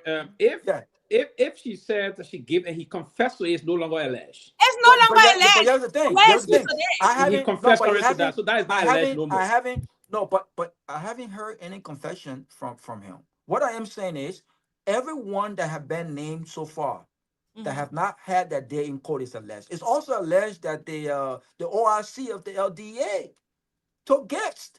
We seen the pickup truck parading around Monrovia in his convoy, right? But he too will have his day in court. So when I say alleged, I'm talking about alleged because some of these things, though have been proven in the court of public opinion, have yet to be proved proven in the court of competent jurisdiction. But declaration of war on drugs, speeches, warnings, ceremonies, these things are not progress. I want you to name me a single government. Let's start with these United States. Yes, they struggle with drugs as well, right? But the fight on drugs, the syndicate of drugs in developed countries cannot be the same as Liberia. Liberia is even worse, right? Because we don't have the sophistication these countries have, which is why it's very paramount that our government and our leaders are not only making speeches when it comes to the fight on drugs, that they are taking serious actions. But this person is not just making speech, Robert. You fell into even reference. You are falling to even reference the level of progress. I mean, the first thing when I told you about what is the progress though? I mean, when I told you about the holistic approach, what is the holistic approach? Wait, looking at rehabilitation centers, looking at treatment for these people. What is the government? Yes, sir. What is the government? What is the government? Naming the rehabilitation center that the government of Liberia has invested in and has dedicated. In Bentor, we got something going on right now in Bentor. Oh, my sister, man. You said you got something going on? Now you asked me, wait. You asked me, we got one in Dopoh currently that was really down when this government took over. The government have invested into that. That was the only one in the country. Now this government have broken ground for a bigger one in Bentor. Let me tell you something. This whole drug, y'all like it, y'all want focus on one side. It's not going to be a one day for a one direction fight. We have to fight all angles. Here's why you're going to struggle. You know why you're going to struggle? You know why you're going to struggle on the argument, yes, sir? I will not struggle. You already struggling. I'm not struggling. You just failed to see it from my perspective, and I'm failing to see it from your perspective. So I'm not struggling. But Mr. Nagbe gave you a simple example. If you inherited a drug issue of let's say 5,000 kilogram, and you now have you triple that amount, you call that progress? Yes, it's because you are investing into exposing and making sure everywhere it is, we're taking from there. Before, we never had anything like this. What are you talking about? Why if folks that want to counter that say that they are doing this because they prepare to expose it? Yes. The question I will ask is, how did these drugs enter the country? First of all, if the government, you know why it's so difficult to explain, and you know why I said you will struggle, Sylvester? I can understand if the government what actually had a sincere effort to dismantle this whole syndicate of drugs, and they themselves were not involved. Sylvester, as I speak to you right now, no one on earth will convince me that this government is competent enough, is credible enough to thoroughly investigate and dismantle this drug cartel in Liberia when they are investigating them very selves. That's why we are asking for outside investigators. If that's the reason why people, that's the reason why the OIC has recused himself. That's the reason why he set aside. The OIC should not in a fight. 1 second, no. In a fight. Wow, do you think it was a good effort by the OIC to ask to say I'm voluntarily? Yes, that's a good thing. If you feel to realize that, Sylvester. I'm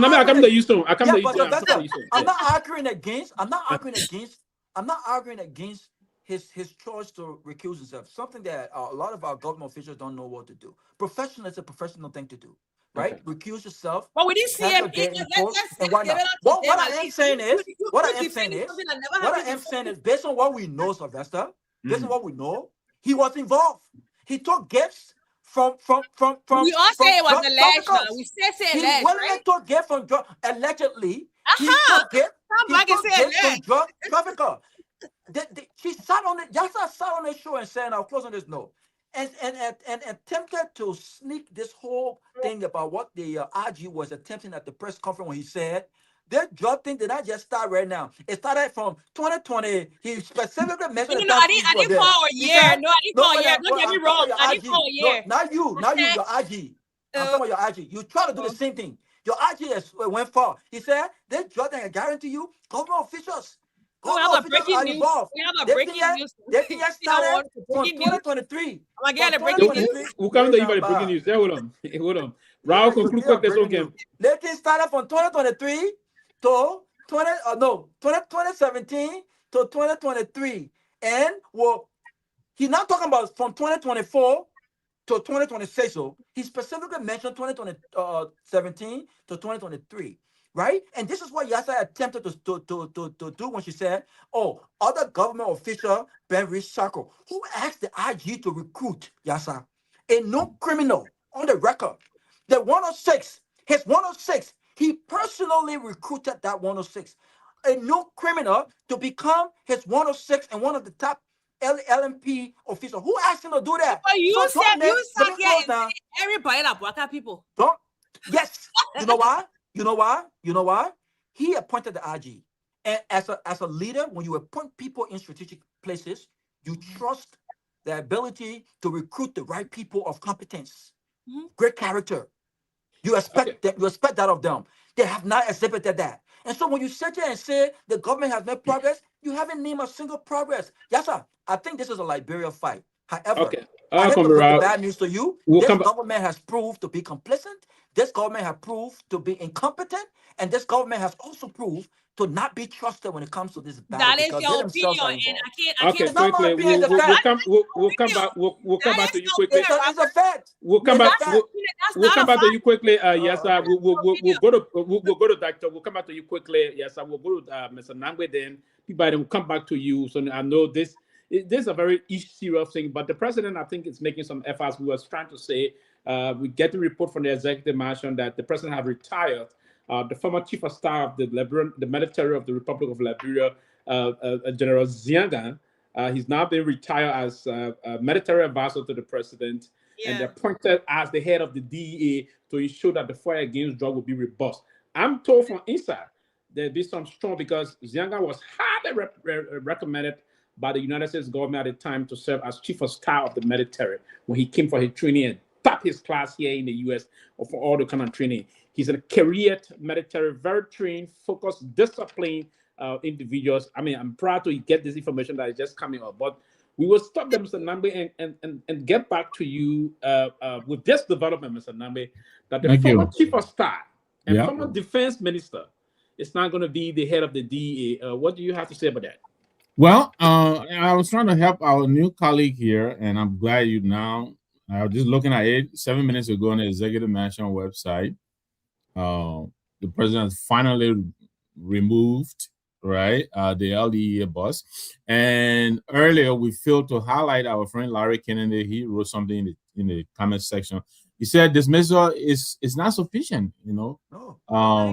Yes, this boy should be prosecuted. Let me find out. I didn't see it. I mean, you have to go it's official now, earlier, but you know, Larry made a point. But here's another thing that is confusing. On a release that the executive mansion released, I think it is paragraph, let's see, 1, 2, 3, 4. I think in paragraph 4, Mr. Ernest Tappe, because the president appointed 3 people. Now, Mr. Ernest Tappe is one of those people who was replaced. But here's what the president is doing to him. He's been replaced because this agency is embroiled in all of this cartel money taking. Mr. Tappe is returning now to his previous assignment at the National Security Agency. Does that make sense to anybody? Let me quickly continue. I'm not accusing anything. I'm not. Well, why is he returned to the NSA? Yeah, quickly, Mr. Nagbe. He was seconded from that institution. Okay. He was seconded from that institution to perform attacks at the level of the DA. Now, the reason why I believe the president is returning him is that he had not been involved into any shenanigans. Okay. There's So nothing got you. But let me say this quickly, and I want to thank you all. This will be my closing because I got a people. We'll hang on up to 8:30, then we'll close. Okay. But you can close. Yeah. Okay. So again, let me welcome Lavla. I'm very happy for you to join us on set. At least our female population is going up. That is good. Congratulations to TCA. I think all of the accusations, Why you close your mouth? You gotta come stronger than that. I mean, I'm not going to succumb to your pressure because you give me your opinion. Your opinion is your opinion. My All right, opinion is my let me just close, please. Let me just close, please. So, Ms. Lavla, let me tell you why I disagree, and Robert, and almost most of the panelists here. So, first of all, you said we should go back to previous governments, and I agree. But this current president was in the previous government 6 years or 8 years back, right? He was 12 years in the previous government. There were lots of crises, drug crises that Ms. Ellen Johnson had to deal with. This president is aware of that. He came into the mansion. He knows the problem is pressing. He campaigned on this problem. He said, you know what? I've seen there. I've been there. I've seen it. I know what it takes, and I have it. So I'm coming, Liberian people, to rescue you, right? Rescue. So he came in. Not only did he now get grounded, but they gave me a fresh set of reports. The allegations are that he got the report since September of last year. September. This is August. We are 1 month. I have less than another month away to another September. That's a whole year. That's a whole year. He sat on it. Nobody knows what he did until all of this started popping out. And then it had to take people like us sitting here, people in other media institutions to mount the pressure. To mount the pressure. When this DLD connection was made, there were a lot of the president's people, insulting people and, saying all kinds of stuff. And actually, here we are. We're sitting right here. Finally, the president has reached his breaking point. But what he's doing is a piecemeal attacking of the problem. I know you call that progress, but some of us will call that, knee-jerk reaction. He doesn't have a plan to deal with this problem. And I tell you, the way they're dealing with it, they're giving you the impression that they're overwhelmed. Because apparently they're not, it's too much for them. For the country, the entire country is overwhelmed. You think this is something easy to deal with? Even the very U.S. is overwhelmed when it comes to listen. I like your energy, and I'm glad that you're coming in with another perspective. I'm very happy that you're joining us, and thank you. I appreciate you being here. Thank you very much. Hope to be with you tomorrow. Have a good night. Thank you, Mr. Nagbe. Quickly, yes, I've come down to you. Good night, Mr. Nagbe. Good night. Dr. Peabody, we were getting the information that the former Minister of Defense, the former Chief of Staff, so from the level of respectability, I think he's coming there enormous weight coming to their position, and the respect is going to be there in terms of intelligence sharing, how he's going to gather things, because he headed the armed forces of Liberia, and then he came as Minister of Defense. Then currently he was serving the role as an advisor to the President of National Defense and the rest of that. He commanded a lot of respects in the regions, in Africa. From African, I can recall when I served as assistant minister at the time in the past government, I was part of a lot of organizations that went to high-profile security meetings and other things, and he was part of those kind of delegations. He got a lot of respect in the Cote d'Ivoire, Ghana, Nigeria, the region, the rest of that. Do you think this appointment is going to put some boost in that institution that have already lost the morale? The recent head is just linked to taking pickup, double cabin pickup from the cartel themselves. So, yeah, do you think it will bring some level of morale moving forward? Look, Sylvester, what I think is, I don't see that. I really don't see that. I mean, Zenga is a great guy. He served in the military. He went to West Point. All of that. That's great. But I don't see it for the fact that, is he going to submit to the president of Liberia? How do you investigate a situation with the president, close ally involved, high level involved? You got the vice president, allegedly, this president's son, allegedly. How do you investigate a situation and tell the person, look in the eye and tell him, hey, your son needs a report for investigation, all of that? I don't see the neutrality in there. I don't see any real strong level of neutrality in there. I mean, it's a great. You getting the benefit of the doubt for now to say he's a respectable person coming to the force. I agree, because he was there, and They demoted him to the last. I don't know why he even lasted that long for such a demotion that they did to him, because these are young guys. These guys have just been general for 5, 6, 7, 8 years, and they come and retire them. I think it's wrong. The government sent them out for training. They have trained them. They have spent millions of dollars on them for training. And these people come back and work 4 years when the next regime comes. You just kick them out like that because I don't think it was they should have retired him. I think he should have remained in the military.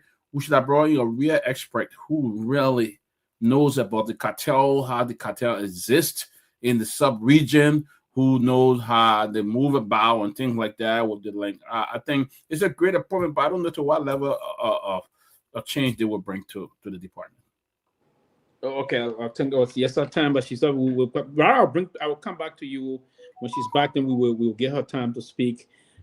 One would say, honestly, we're getting a lot of, even from the social media perspective, those that we're offering, there are a lot of output of support for his appointment, believing that he's got some very impeccable record and it's clean. Now he's spent both Honor Elling and former President Eden and Weah. Should we give him the benefit of that for now and consider him someone that will bring about Shift, I just wanted changes? to know if you're going to be in, but you already told me, right? Yes, I got it. I'm muted. Yeah. Go ahead, Robert. Listen, I think that I share the sentiments of Dr. Peabody, that I would honestly love to see all of our generals, because we don't have many, especially those that we have invested in to get the world-class training, to have stayed longer within the institution and help build the institution. But again, politically, we've kind of diluted that a little bit. This guy is. There's no doubt in my mind that he has a clean record. He could bring something to the table. But if you were to ask me, Sylvester, respect, yes. And I think politically, this is where the president was going. Who do we appoint? Given all of the issues surrounding the LDA and this public trust issue, who do we now appoint that can excite the general public, that you will see favorable comments from both the incumbent and the opposition? There are people within the opposition that have tremendous respect for this general.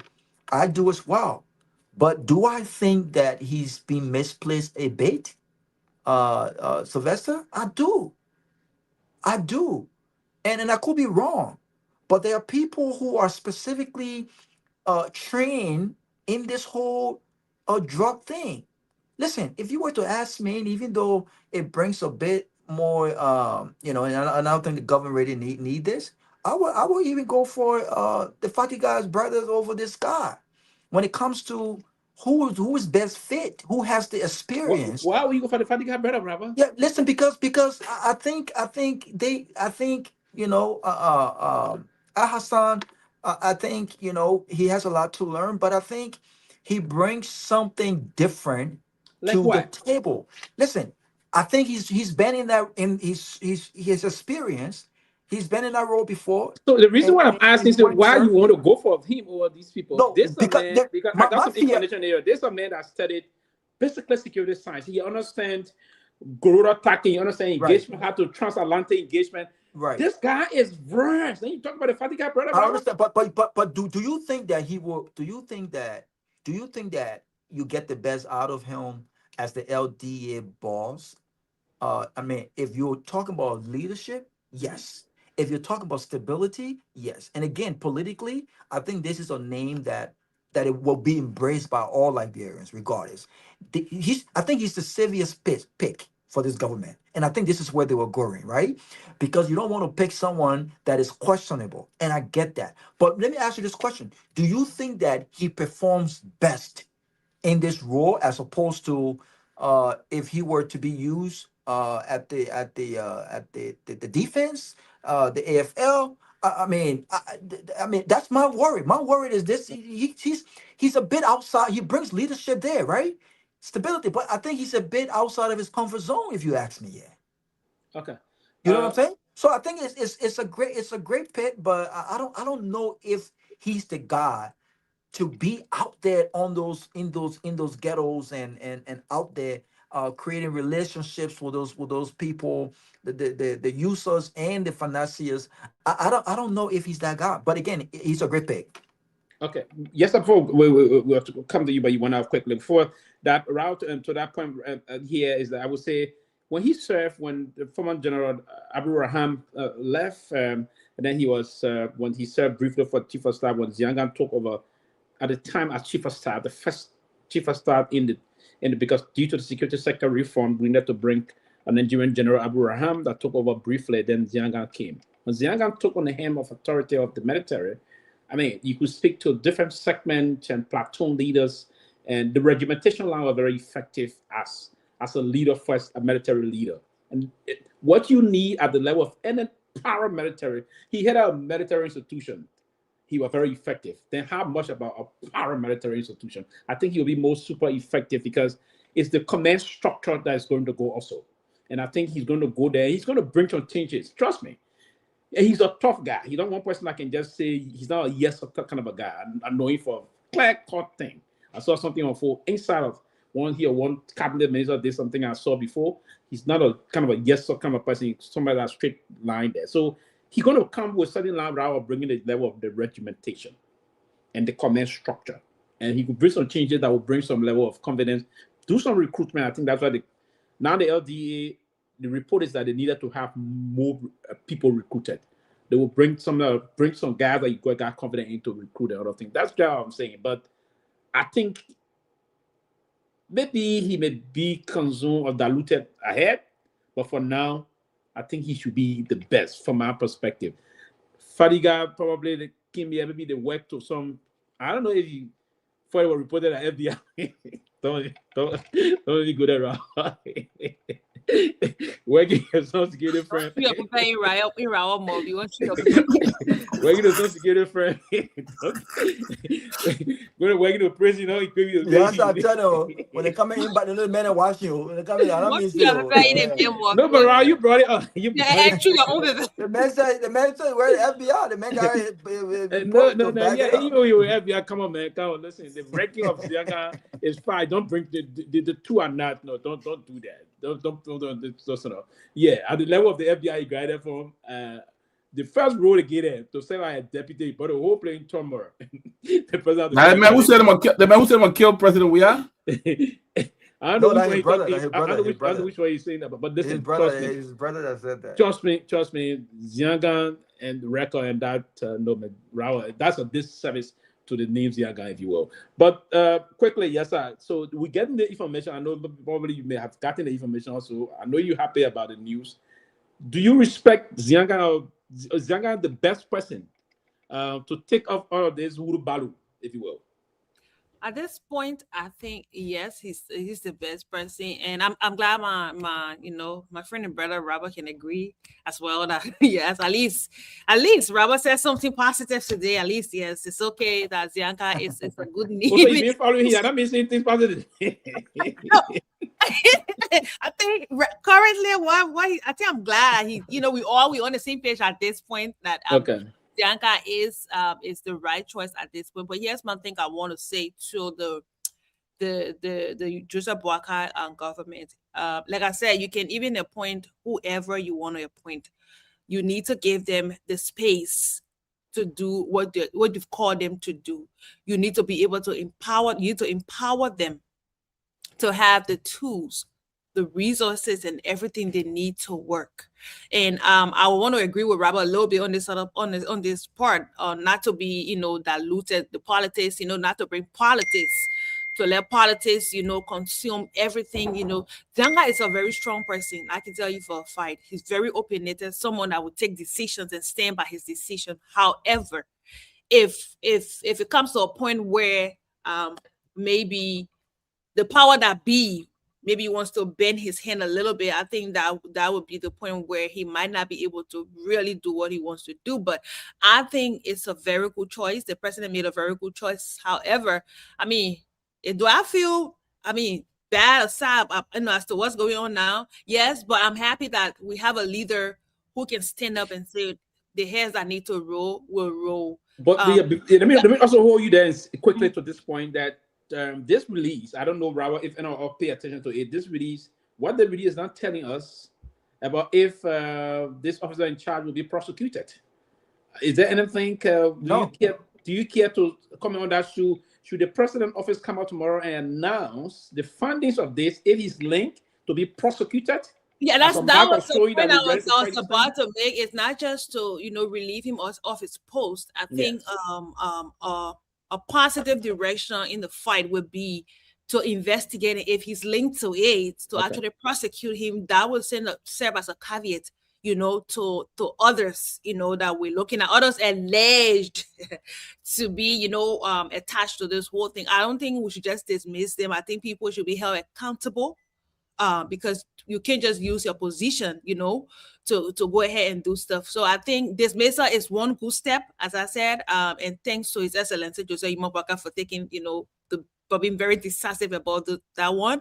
But I think it's the right step in the right direction, but we still need more. We need more investigations and to come out with fights, that will lead to prosecution and stuff like that. But congratulations to Zianka, and I think we all should support him and provide the things he needs and allow him to do the job he's being called to do. The fight that we're currently in is not a small fight. We can all sit and say our piece and say the way we want to say it, but this is not a small fight for a small country like Liberia. So I will stop here and say thanks again to Reverend Peabody, the entire closing argument platform for having me on. And I know it's going to be an interesting time because for me, I'll be giving you a hard time. Rabbi, you'll not just say A, I say A. I will say my B as I won't say my B. You're getting there yet. Okay, thank you. And I know you will be trying to. So every time you guys invite me, I'm willing to come. Every time you come, we'll say, in fact, we're going to add you to the link. I'm going to add you to the chat room. And that way you can always see the link on posted that you come on. Yeah, That's if you. Yeah, once but I'm come. available, I will jump on. Whenever you want me to come, I'm available. I will always jump on. But thank you for inviting me today. I appreciate it. Thank you. Yeah, come. I mean, come. It's good to have you. Come every day. Thank you. We look forward to the daily interaction. It's Monday, Tuesday. I like it. It was a very I like it. Everybody giving their opinions. Nobody is here to say, oh, you can't give your opinion because you're not, supporting this. I like to fight that. It's diverse. It's open for people to say, what they want to say and give their own perspective of everything that's been discussed. I really appreciate it. Thank you. Yeah. That is important, and more importantly, also is that we really don't have. It will be the first clear for now since Abu left. Unity Party sympathizer we will see coming on. You seems to be a little sympathetic towards the regime, and no, but that's okay. And that's okay. No, she's a Unity Party partisan. I want to be careful. I don't want him to mess. No, she's a Unity Party partisan. Why are you screaming that? You want to scream? You want to scream that? Not that. I can comfortably. The fact that she. So okay, now it's good that we have. I'm a real fat auntie. It's important that we have also. And that's where so now I can be nailed. Whenever I'm balanced on this platform, when I'm critical of the regime, they won't call me a citizen of Lofa County. Right? I know, right? But the moment I want to be balanced, they say, "Oh, the man start putting his uncle in the rest of that." Oh, well, that's it. That's what the truth of where the truth is. Hey, Lofa brother, so that's from Lofa. We can still be critical, right? But let's say the truth, man. Let's put the truth away. Yeah, for me, and it's part of the reason why, Robert, I'm trying to look at the perspective of the fight now. The fight should not be, and I agree yesterday the guys brought a lot of propaganda in. And propaganda would not, you can't run the government on propaganda. Those kind of propagandistic attitude, you exalt the government for certain responsibility, but not via propaganda. Because it goes too far and just stop winning. Then you start seeing reality start playing. You saw this kind of lie. So, I mean, I beg to leave. Okay, thank you for coming. We look forward to see you again. Nice conversation. Good time being here. Thank you. Okay, thank you. All right. Good to see you. But Dr. Peabody, quickly, the whole line is unfolding now. I think the thing is making some sense. When we started this conversation tonight, we came up clearly. We said, hey, there's going to be some debate coming up. The president will take, because we got some clue.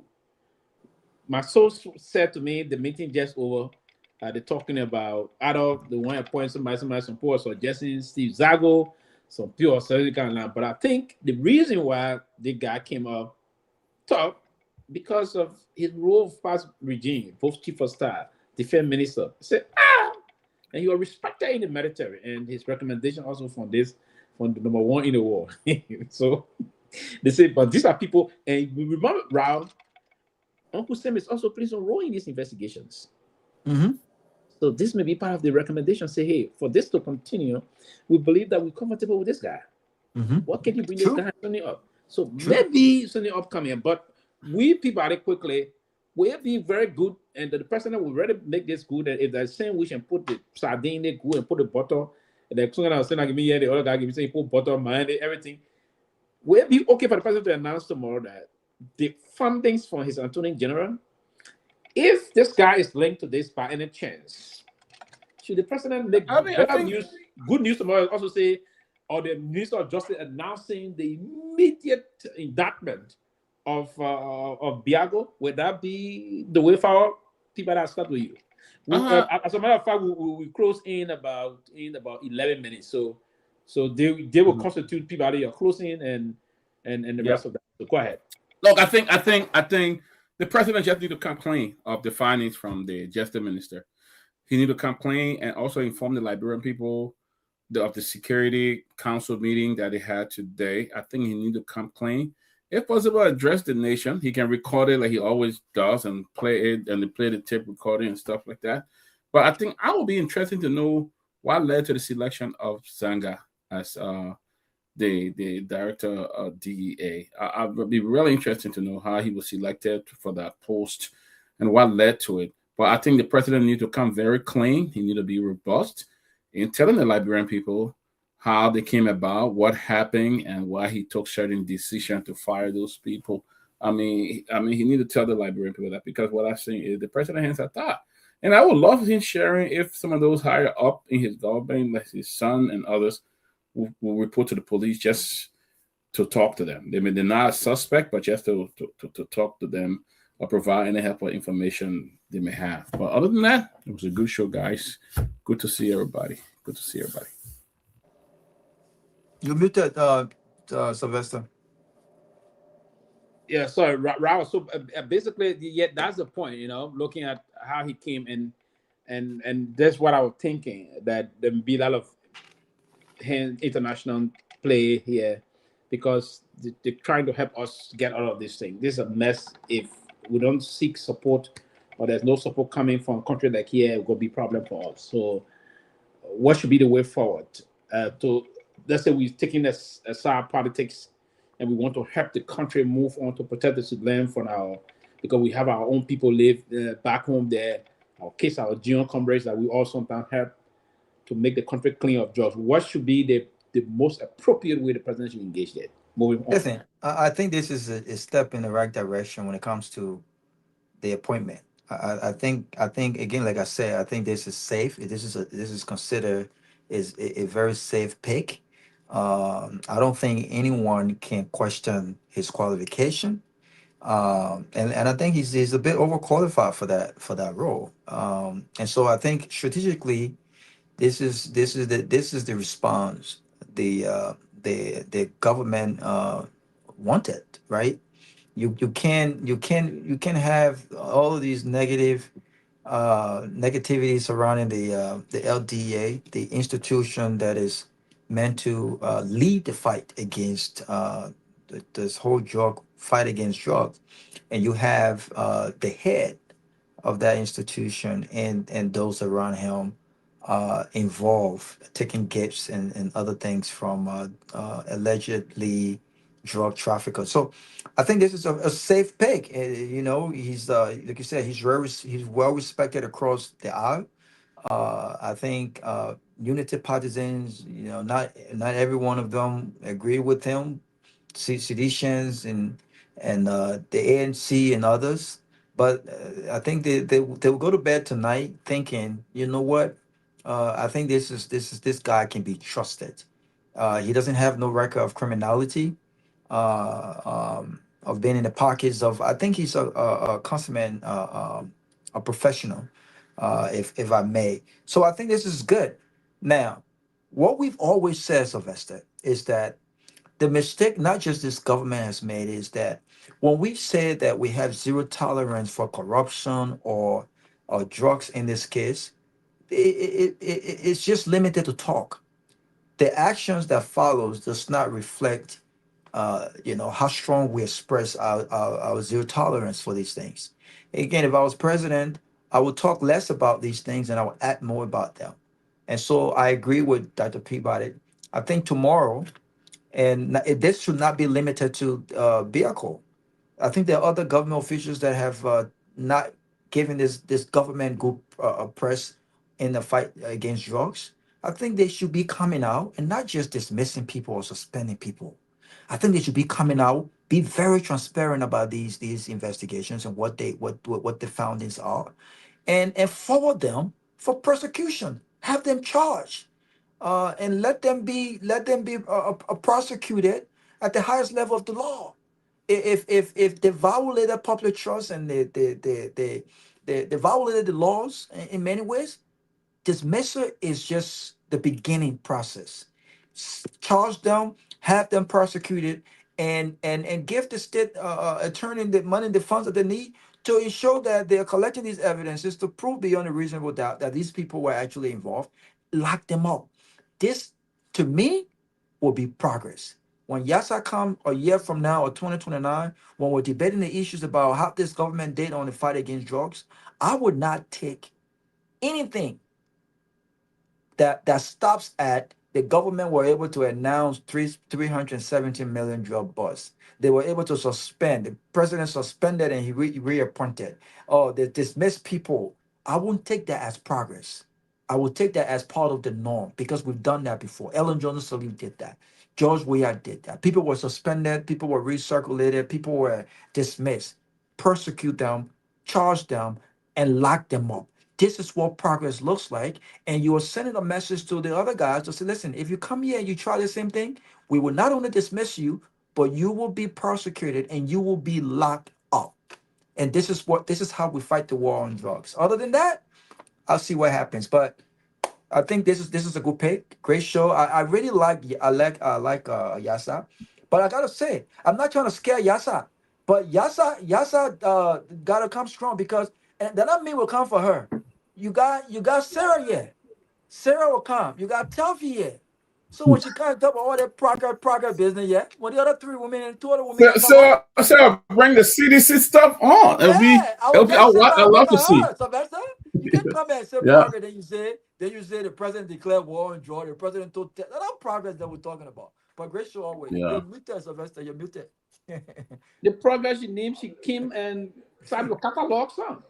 No, but enough progress If you there. want to counter, she said there's this talk, going on Sylvester. Dopoh Road. There's this, the one the Eric Graham, they used to have the Dopoh Road that was down. It's been fully rehabilitated. Folks are going there.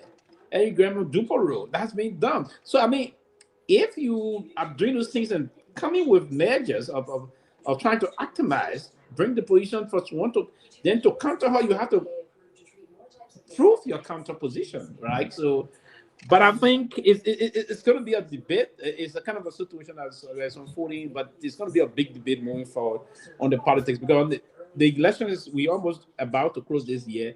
2027, we're talking about 8-9. The politics going to get yeah. So a lot of things coming forward, So I was skeptical to now just link Yasa to the United Party. I wonder how to say herself, but So as we approach 2029, I know the platform will be very overcrowded. Yeah, you're gonna start saying the message. Message and people don't only come and go. Because the consistent panel, we're not gonna give people see that and you read about it. Because one of those who consistently stay must have the time. Because some guests come, you see everybody see the key will be jumping on. Anthony will be jumping on. Everybody coming. We'll not be bringing it on. Seriously, we got to stop that. So they better start coming now because 2028, when all the politicians come in and the discussion get thick, everyone will come. But great show, man. Great show. All right, guys. All right, so okay, man. All right. Good night. Have a good night. See you.